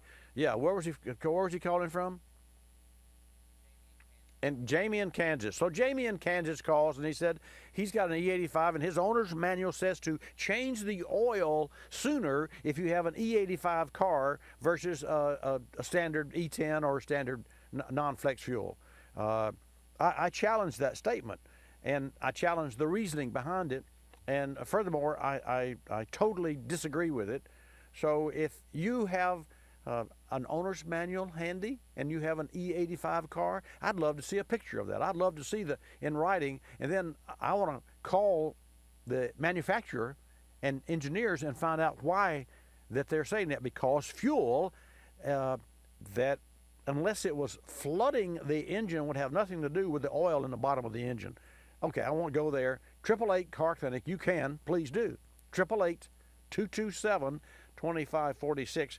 From Illinois, Jeff, welcome to Bobby Likis Car Clinic. Yeah, Bobby, I got a pair of 2016 Ford Transit vans. One has a 3.7 liter. The other has a 3.5 EcoBoost. Okay. And where I live, it's hard to find gasoline that doesn't have 10% ethanol. I'm wondering if I'm doing any damage to these motors. Why, certainly not. Those vehicles are actually from 2001 to date. You can run E15 in any car. I bet you didn't know that. Nope. Yeah. Didn't read the fine print, I guess. Well, now, listen, let me repeat that. From 2001 to date, you can run E15 in any automobile on American highways. In fact, I was mostly concerned about this 3.5 with the EcoBoost in it. I didn't know if it was a different kind of animal or not. It is a different kind of animal in as much as it's a really good animal, and it has a lot of power, and it thrives on high octane, and ethanol has 113 octane. Why do you think the gas companies make 84 octane fuel, and then they add 10% ethanol that brings it up to 87 so they can sell it? That's what that's all about. Well, I really enjoy the 3.5. Yeah. That's the nearest thing to a hot rod I've driven since my dad's 58 Mercury. So. Well, that's a long way, Jeff. Let me say this. You've heard me mention the super chips and the horsepower. The EcoBoost thrives, and I guess I should talk more about General Motors and Dodge and Ram and Jeep, because those are also vehicles that are easily programmable. But the EcoBoost is close to, well, number one, my general manager's father drives a 15 EcoBoost that we put a tuner kit in it, and I will tell you, it was a Diablo Sport tuner kit, and it will chirp the tires when it shifts. I mean, this is a stock truck, really pickup truck, and it really runs well. It has a lot of power, more power than it did before. And to that end, if I could buy today, with my hard-earned money, a tuner kit for my 2013 11.5 to 1 compression ratio Jag, I would do it in a heartbeat. I have, through my research, found a company in the UK that does make a tuner kit, and it's like twice the money, $600 or so, or $700, twice the money of a Super Chips. But the Super Chips doesn't make one for the Jag, and I'm concerned that because it's a UK, that it doesn't have the same rules and regulations, and I don't want to put my car at risk, or me, and buy something that's not legal for the United States for our roads. And it's not a race car anyway. I just want more. I enjoy the power of the car. But specifically for you, you've got a prime candidate there with those two vehicles. And they are really, Ford's done a great job there. You like the vehicles, I presume? I love them, yeah. Yeah. No surprise. No surprise You're here. taking the load off my mind, Bobby. Thank you very much. Hey, thank you for calling. And anytime somebody says, oh, that stuff will kill your engines, ask them one question. Where do you get your information? And they'll say, well, a friend of mine lived across the street from another guy who used to sell gasoline Well, let's see, that's been 40 years ago. Wait a minute. I'm sure I can find out, ask them where they get their information. That's a good qualifier for any conventional wisdom. Yeah, dear. Hey, thanks for calling, Jeff. Where do you live in Illinois? Where do you live in Illinois? Southern Illinois. Ah. Well, thanks for calling, and stay tuned. Thank you, Bobby. Thank Bye-bye. you. Bye. Folks, I want to wish everyone a happy Mother's Day. I'm remiss by not doing this more often during today's broadcast because this weekend is Mother's Day. So most sincere happy Mother's Day. I've lost my mother. My wife lost her mother. My mother died at 84. My wife's mom lived 99 years and 9 months. I'm not saying the last 5 years was all that great, with a lifestyle, but long life. So I wish for you and your family and for your mom the longest healthy life, cognizant life, and what have you. Now there comes a time where you have to take the driver's license away, so that's a challenge. My wife didn't have the guts enough to take her mother's driver's license away, so she took her mother to the doctor. True story. I want to hear a story from you. 888 Car Clinic, and I'm going to tell you this story because it is worthy. 888-227-2546. So Diane takes Robbie, her mother, to the doctor because Diane had to take her driver's license away because it was that time. And we knew it was that time for obvious reasons, few accidents here and there. So better sooner than later. So her doctor says, well, it's time I see for you to get your driver's license. Now, Miss Robbie says, if you get your driver's license, you have to take the test and all that. She says, what do you mean I have to take the test? Well, that's just the way the renewal works. Oh, I can't do that. She said, well, and so the doctor says, well, what do you mean you can't do that? She said, I can't see. True story. So he tells the doctor, and the doctor says, okay, so let me understand this. You can't take the driver's test to renew your driver's license because you can't see. She said, no, I can't see. You know I can't see. So that was the end of that. She didn't argue much. So that was, but you got to love it. There's, we had the two of them in the same van one time. And I'll take your car questions. We can talk about your car as well. So, but we had the two of them in there, and my mother in her lifetime had breast cancer, and so she didn't like the seatbelt coming across her chest, and so I put her in the left rear seat of a Chrysler Town & Country that we had. She sits up in she has a seatbelt. She's holding the seatbelt clip in her right hand, and I was going to help her to clip it. She said, no. She said, I got this. I said, well, no, let me clip it for you. She said, no, I'll just hold it. True story. And I thought that was the funniest thing in the world. She'll just hold it. Now, I have seen some movies. If you've seen some of those movies with some of those espionage where the wreck's coming up, and I think Brad Pitt grabs the seatbelt and wraps it around something, and then that saves his life. But the movies are one thing, but it's just like life in the movie. Not the same, not one and the same. 888-227 gas prices. 888-227-2546. Gas prices are higher this year, higher today than they were same time last year in every region of the country. $2.84.5. California, West Coast rather, $3.46. And West Coast, less California, is $3.17. So we continue to see the gas prices go up a little bit. So what can you do to get better gas mileage? And I don't know what you could do to get better gas mileage. There is one huge, easy thing for you to do that will increase the MPG, that right foot. Now, I am looking in a mirror when I say this, folks. That right foot, and drive ahead. Look way ahead. If you're going 45, 50 miles an hour, you're driving in town, and you see that the traffic light in front of you that's a half a block ahead, think about this now. You're leading the traffic because you're running faster than the traffic, and you see that the traffic light changed from, green to red, or is changing from green to red up front. You see that. You can back off the throttle and coast up, because when you're coasting, your car has shut the fuel off. That's right.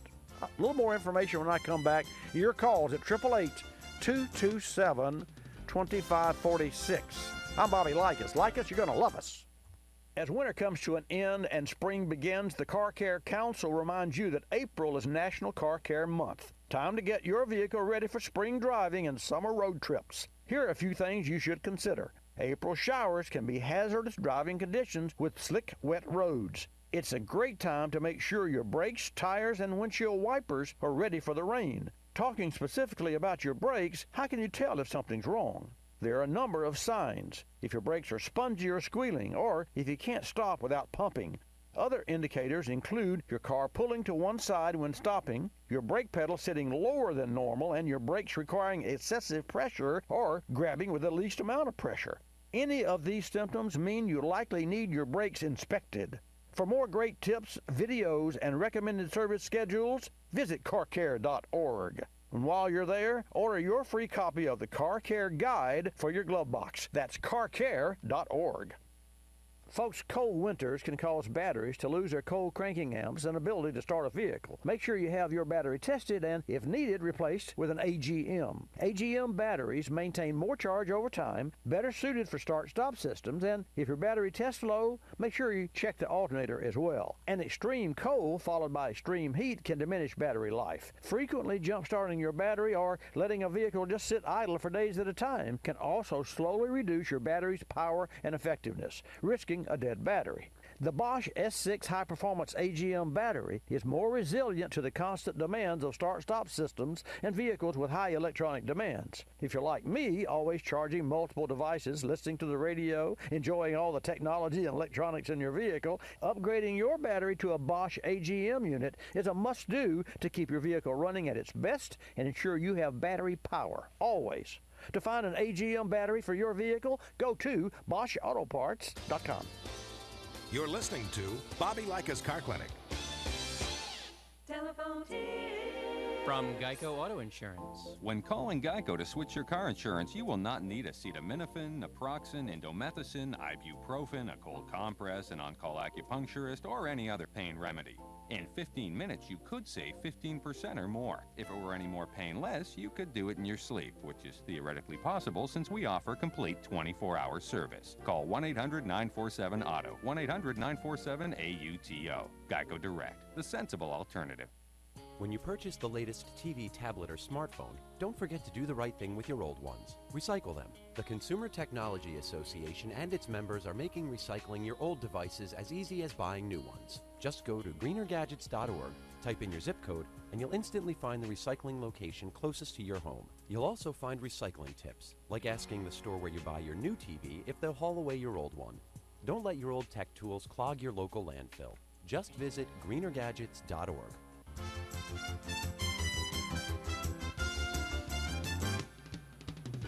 And now back to Bobby Likis Car Clinic and your host, Bobby Likis. And welcome back to this segment of Bobby Likis Car Clinic.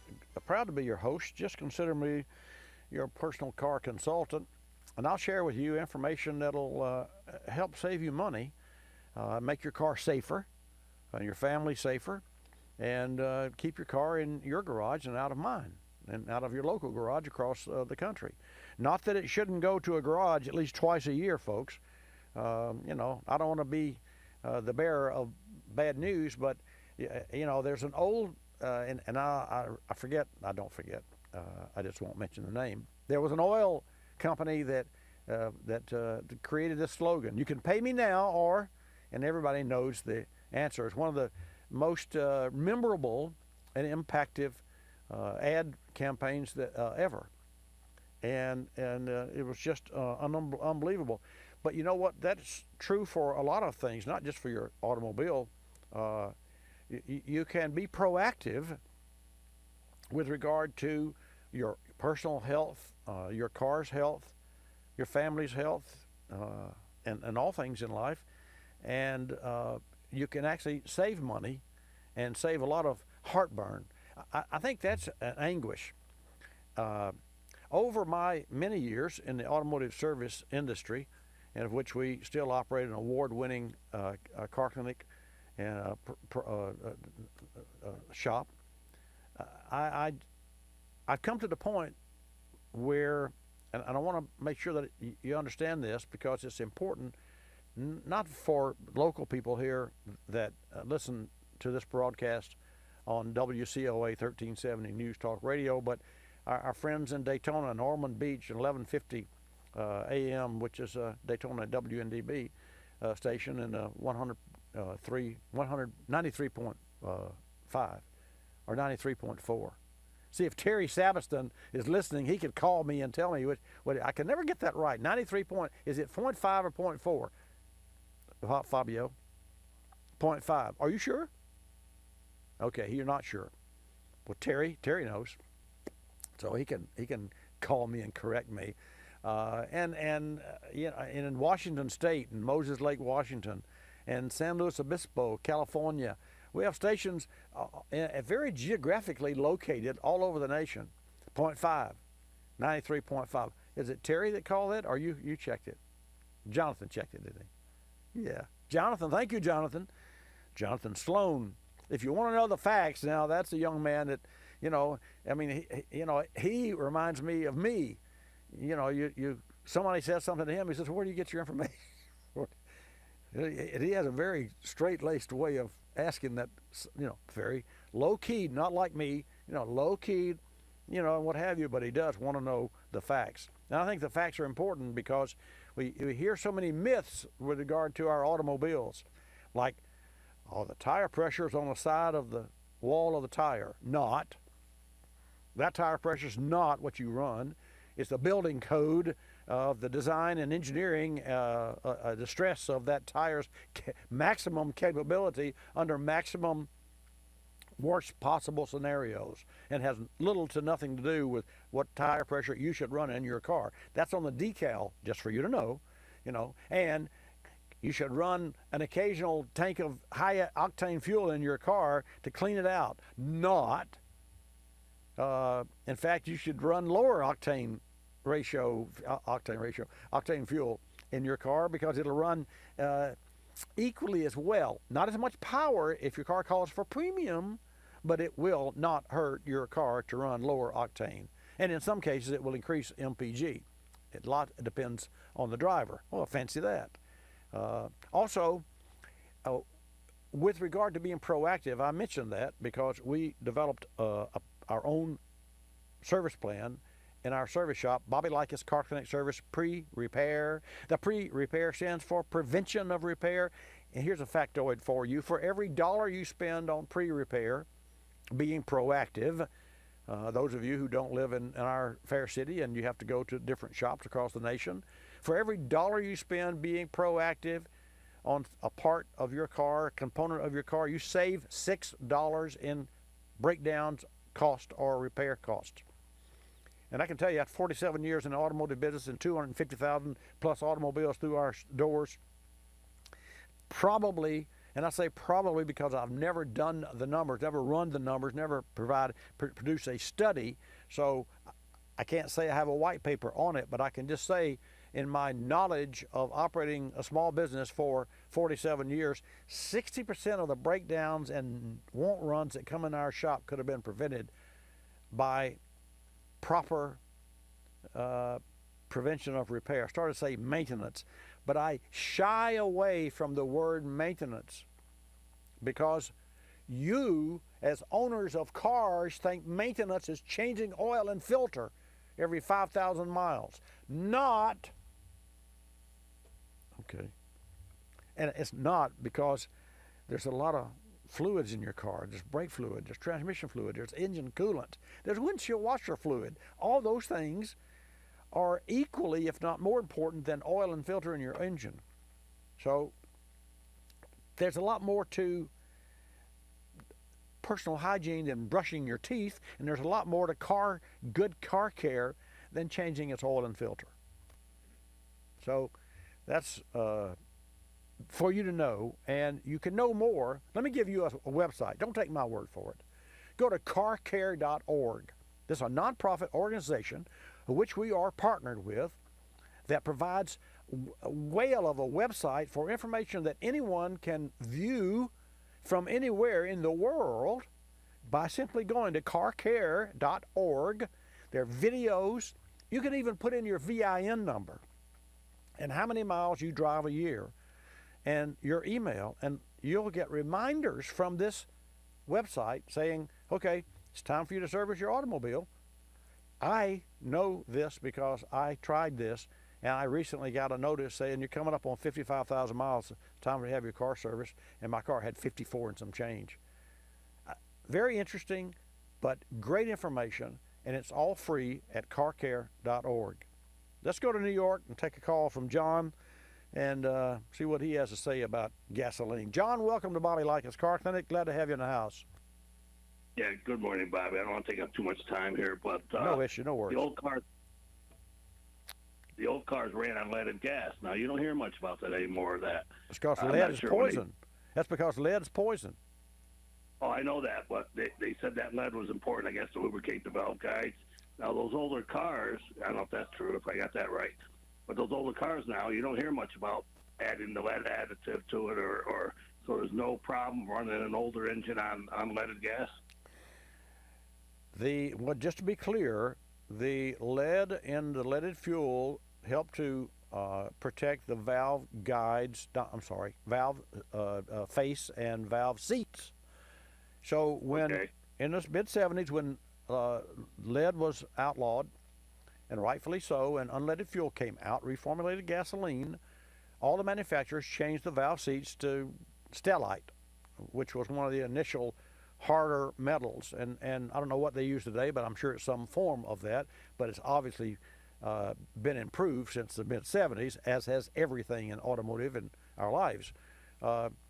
So having said that, I too used in an old vehicle that I had in the mid '70s a lead additive.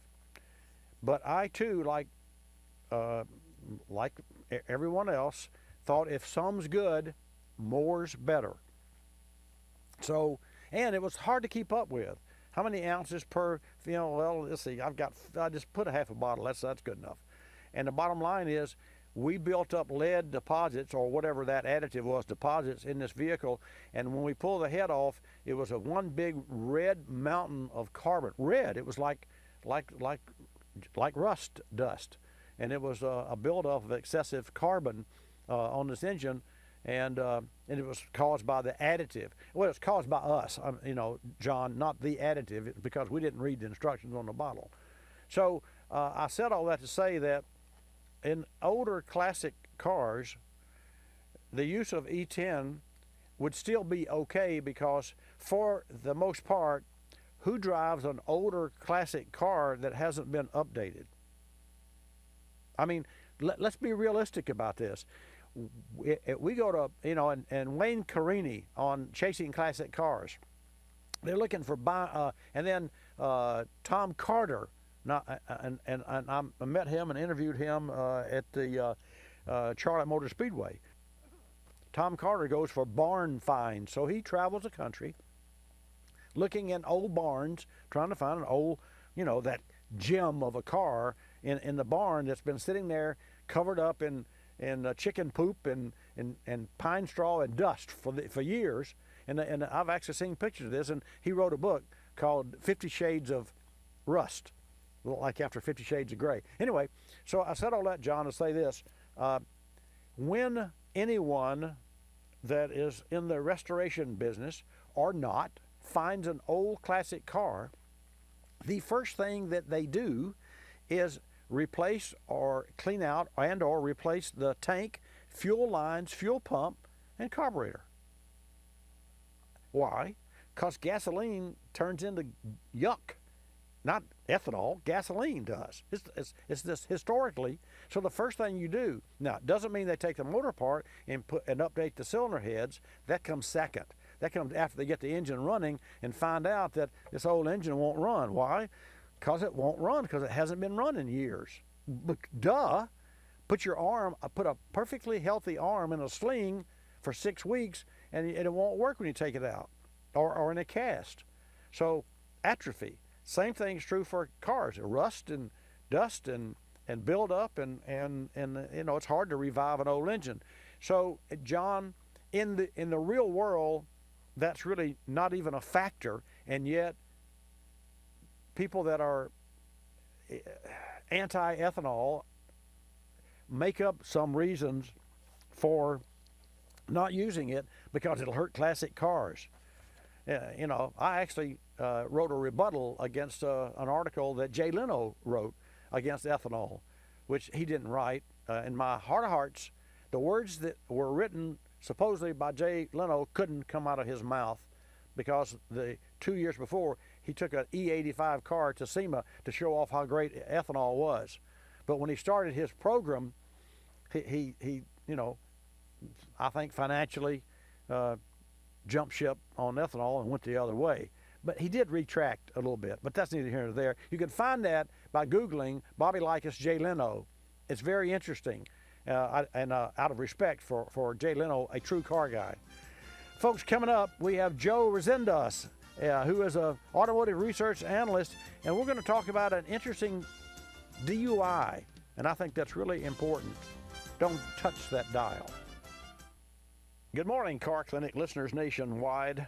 I've been talking with you about your automobiles for over 25 years now, and I've been servicing vehicles here in my own automotive service shop for over 47. We've won Best Automotive Service Shop, Best Oil Change, and Best Reputation in Automotive Service, and the Torch Award for Ethics. And I'd be honored if you'd vote for my service shop again for Best of the Bay. Here's how. Go to pnj.com, click on Best of the Bay, look for the professional category, then click on Bobby Likis Car Clinic for Best Automotive Service Shop and Best Oil Change. 3 simple steps. Go to pnj.com, click on Best of the Bay, scroll to Professional Category, click on Bobby Likis Car Clinic for Best Automotive Service Shop and Best Oil Change. I'd appreciate your vote of confidence. You're listening to Bobby Likis Car Clinic. More than 1 million wild animals are killed each year illegally. Poaching is a major threat to our country's wildlife. I'm Tom Barry. I'm an actor with a desire to preserve living space for wildlife. The Humane Society Wildlife Land Trust does just that. Works with private landowners to protect wildlife, to preserve natural habitats. To learn more or to work with the Humane Society Wildlife Land Trust, call 800-729-SAVE. That's 800-729-SAVE, or visit wildlifelandtrust.org. Thank you. Did you know 26 million Americans have kidney disease and most don't know it? The day I was diagnosed, I didn't know what to do. I called the National Kidney Foundation, and the young lady who answered stayed on the phone with me and walked me through step by step. She too was surviving kidney disease. She showed me there could be life after kidney disease. Visit the National Kidney Foundation at kidney.org. Now you know.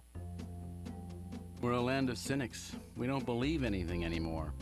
You know why? Because we've been told we've won $1 million, that it's new and improved, that it slices and dices, that our favorite singer is still alive, that we'll be prosecuted if we cut off the tags, and of course that everything is backed with a 100% money-back guarantee. So when we hear the words customer service, we don't believe it. Travelocity isn't surprised if you're a little skeptical when they say they have excellent customer service, and that there's actually a pleasant face behind this website. A living, breathing person with a supercharged computer full of answers. Someone who's willing to help when you get lost, and most of all, someone that will actually pick up the phone when you call with a question or a concern. Customer service is just another example of how Travelocity puts you in control of travel.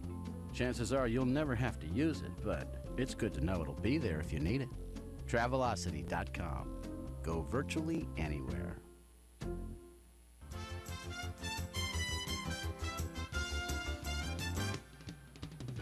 And now back to Bobby Likis Car Clinic and your host, Bobby Likis.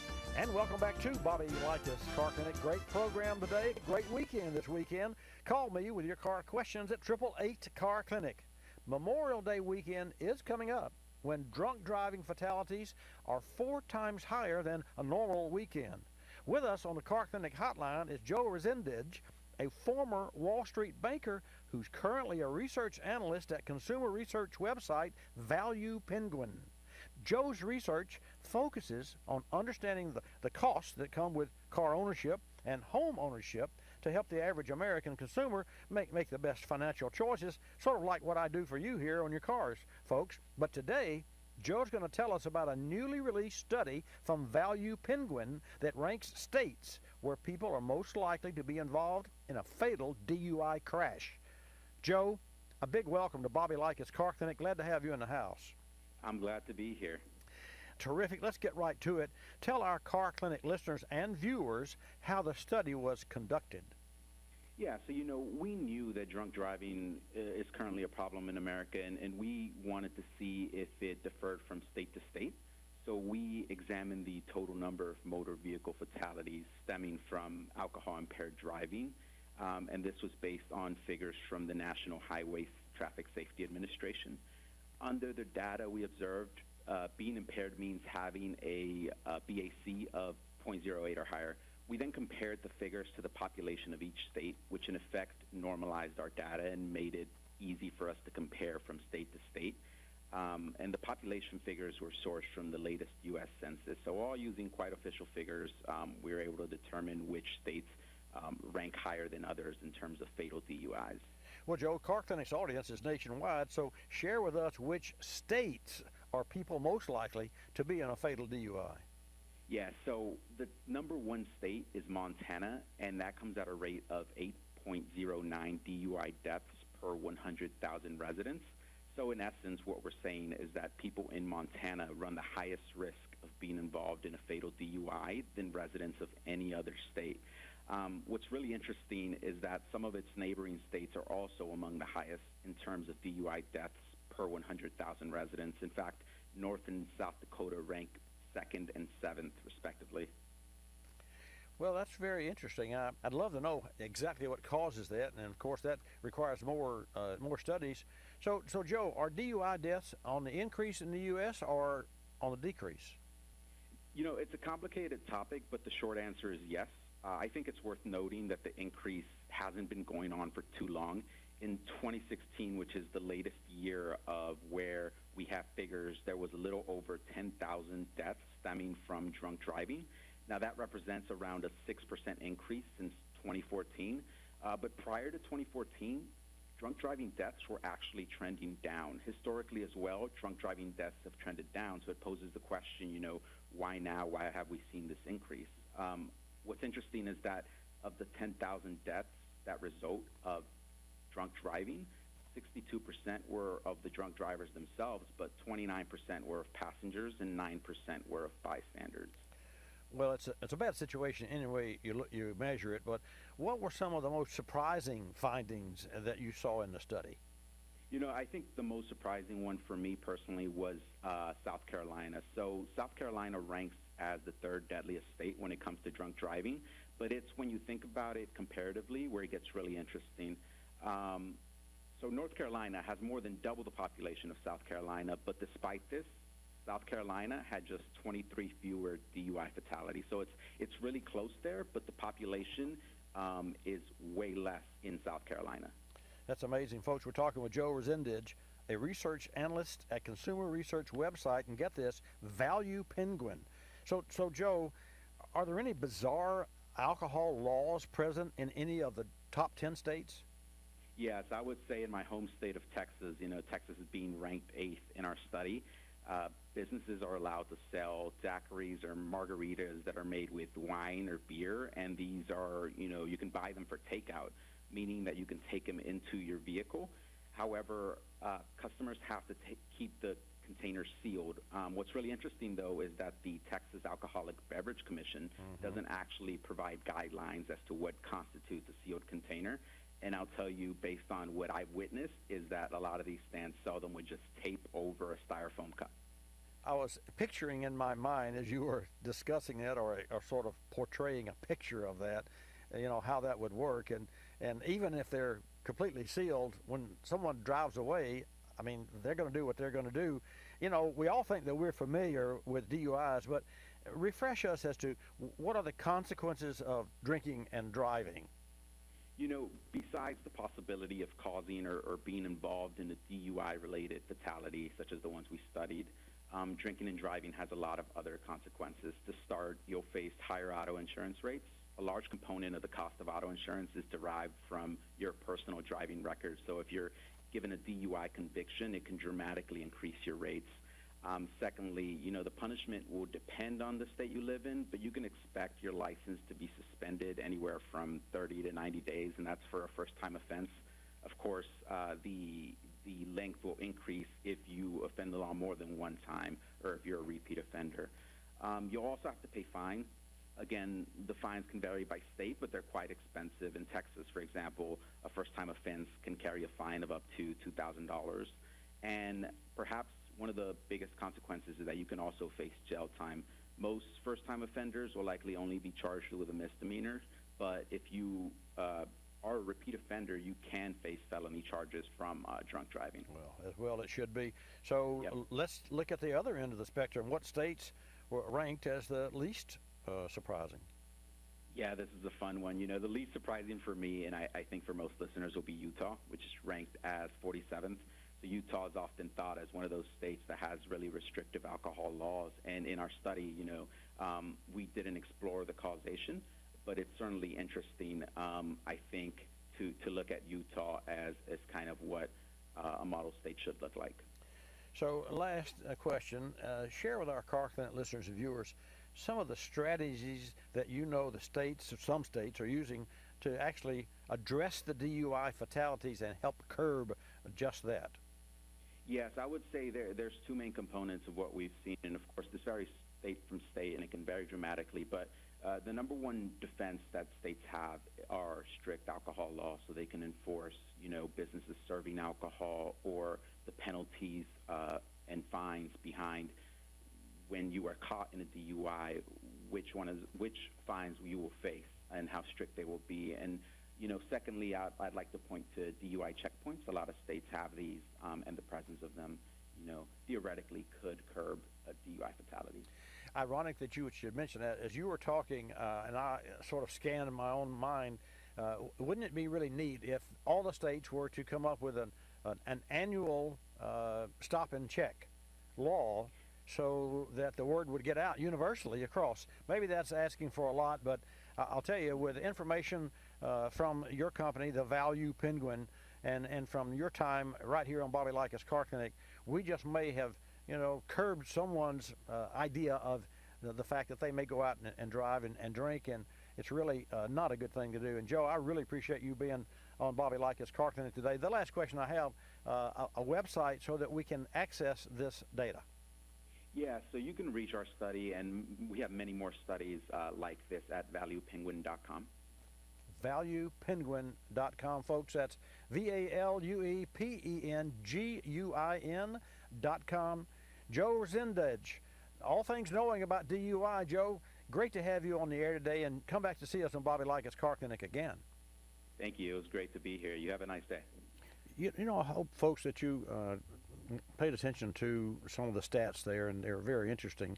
And if I may, I just would like to share with you all with regard to, Memorial Day is coming up. Recently, in our own local area, we had a family that lost two loved ones. I think a 7-year-old and a 17-year-old, if memory serves me, as I read about this. And this happened just recently right here in our fair city. So there's a benefit race at the Emerald Coast Dragway.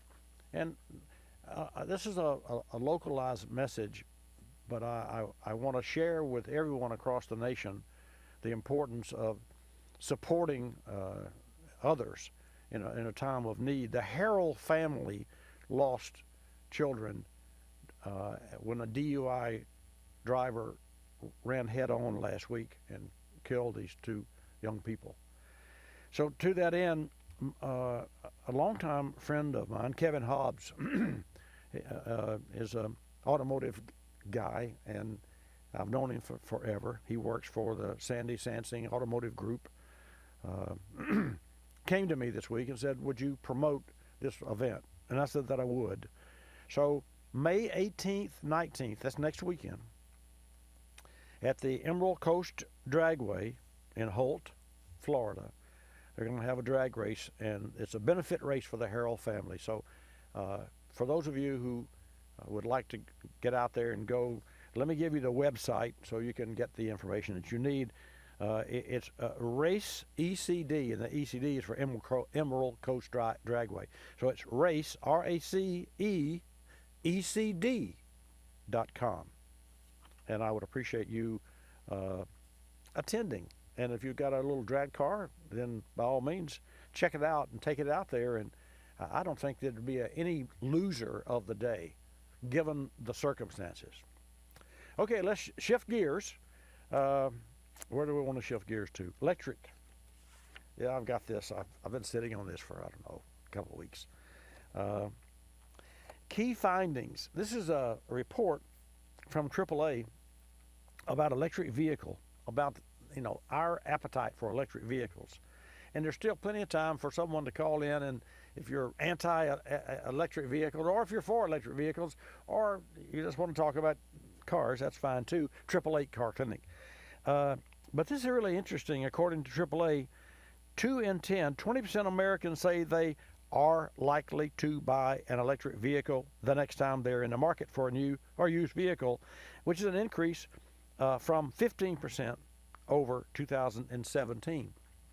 Also, Americans who are likely to buy an electric vehicle would do so out of concern for the environment, that's 80%, lower long-term costs, 67%, I can speak to that, cutting-edge technology, I can speak to that, 54%, and access to the carpool line, 35%.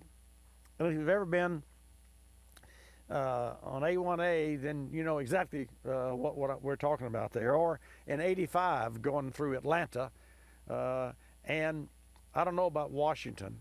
I will soon find out because I'm actually going to Washington, and I will be driving in Washington, not to there.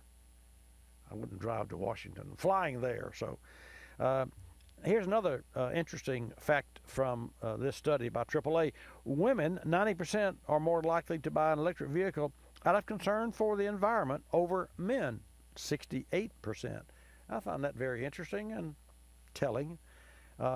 Also, 31% adults say they are likely to buy a hybrid vehicle the next time they are in the market for a new or used car.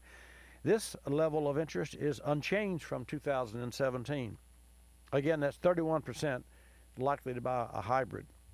I've actually, there's a gentleman who works for Lexus that has continually teased me about buying a new Lexus, the LS 500, which comes with a V6, which doesn't float my boat because I like my V8 engines. But I am considering later on, and would consider the V6, but I would want it to be an H. I'd want it to be a hybrid because I really like the launch power. And it'd be like a free whole shot, really, when you think about it, because the electric motor has its maximum torque right from the get-go. So that would give me that seat-of-the-pants power feel that I enjoy in my car, without any penalty of fuel or anything. I mean, with regard to comparison of internal combustion engine power. But let's move back to this AAA study. 9 in 10, that's 92% Americans who are likely to buy an electric or hybrid vehicle consider reliability important, followed by fuel economy or how far the vehicle can go on one charge, 87%. And then to that end, that brings range anxiety.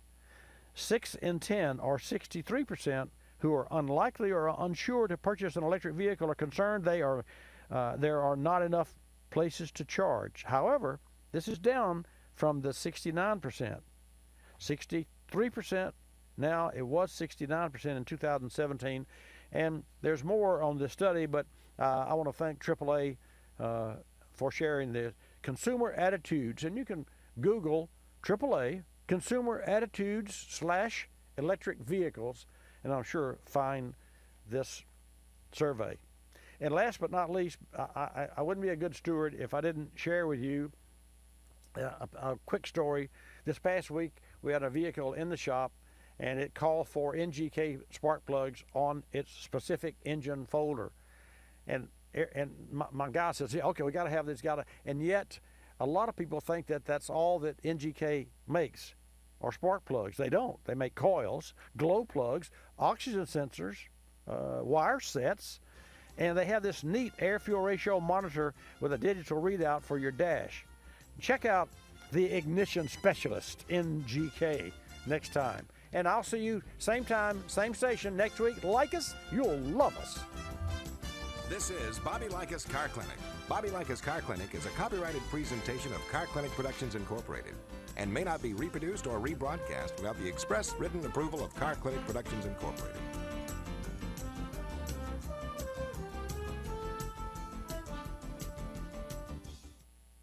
Time for another edition of Cooling System Q&A brought to you by Motorrad, your first choice for vehicle thermostats and caps. Today's question, what are the consequences of running an engine without a thermostat? Regardless of the climate, engines require a thermostat to bring it up to the correct operating temperature. Keeping the engine at the proper temperature is critical to the engine management system. There are several factors that dictate getting an engine up to operating temperature quickly and then maintaining that temperature. If an engine runs below the necessary temperature, sludge and corrosive acids could form in the crankcase, and that could potentially cause long-term engine damage. The engine's control module uses the proper operating temperature to help regulate fuel volume into the engine. A cold-running engine won't meet emissions control requirements and may damage sensors and catalytic converters. It can also lead to poor fuel economy. Motorrad offers the best coverage of thermostats and closure caps in the world for virtually any vehicle and engine on or off the road. Motorrad, leading the way in coverage and service. Go to motorradusa.com. You're listening to Bobby Likis Car Clinic. Ricey Outfitters, I'm Tina. How can I help you? I'd like to place an order. Great. Which item? The cotton roll neck sweater, large. Okay. Periwinkle, Loden, or caramel? The caramel, please.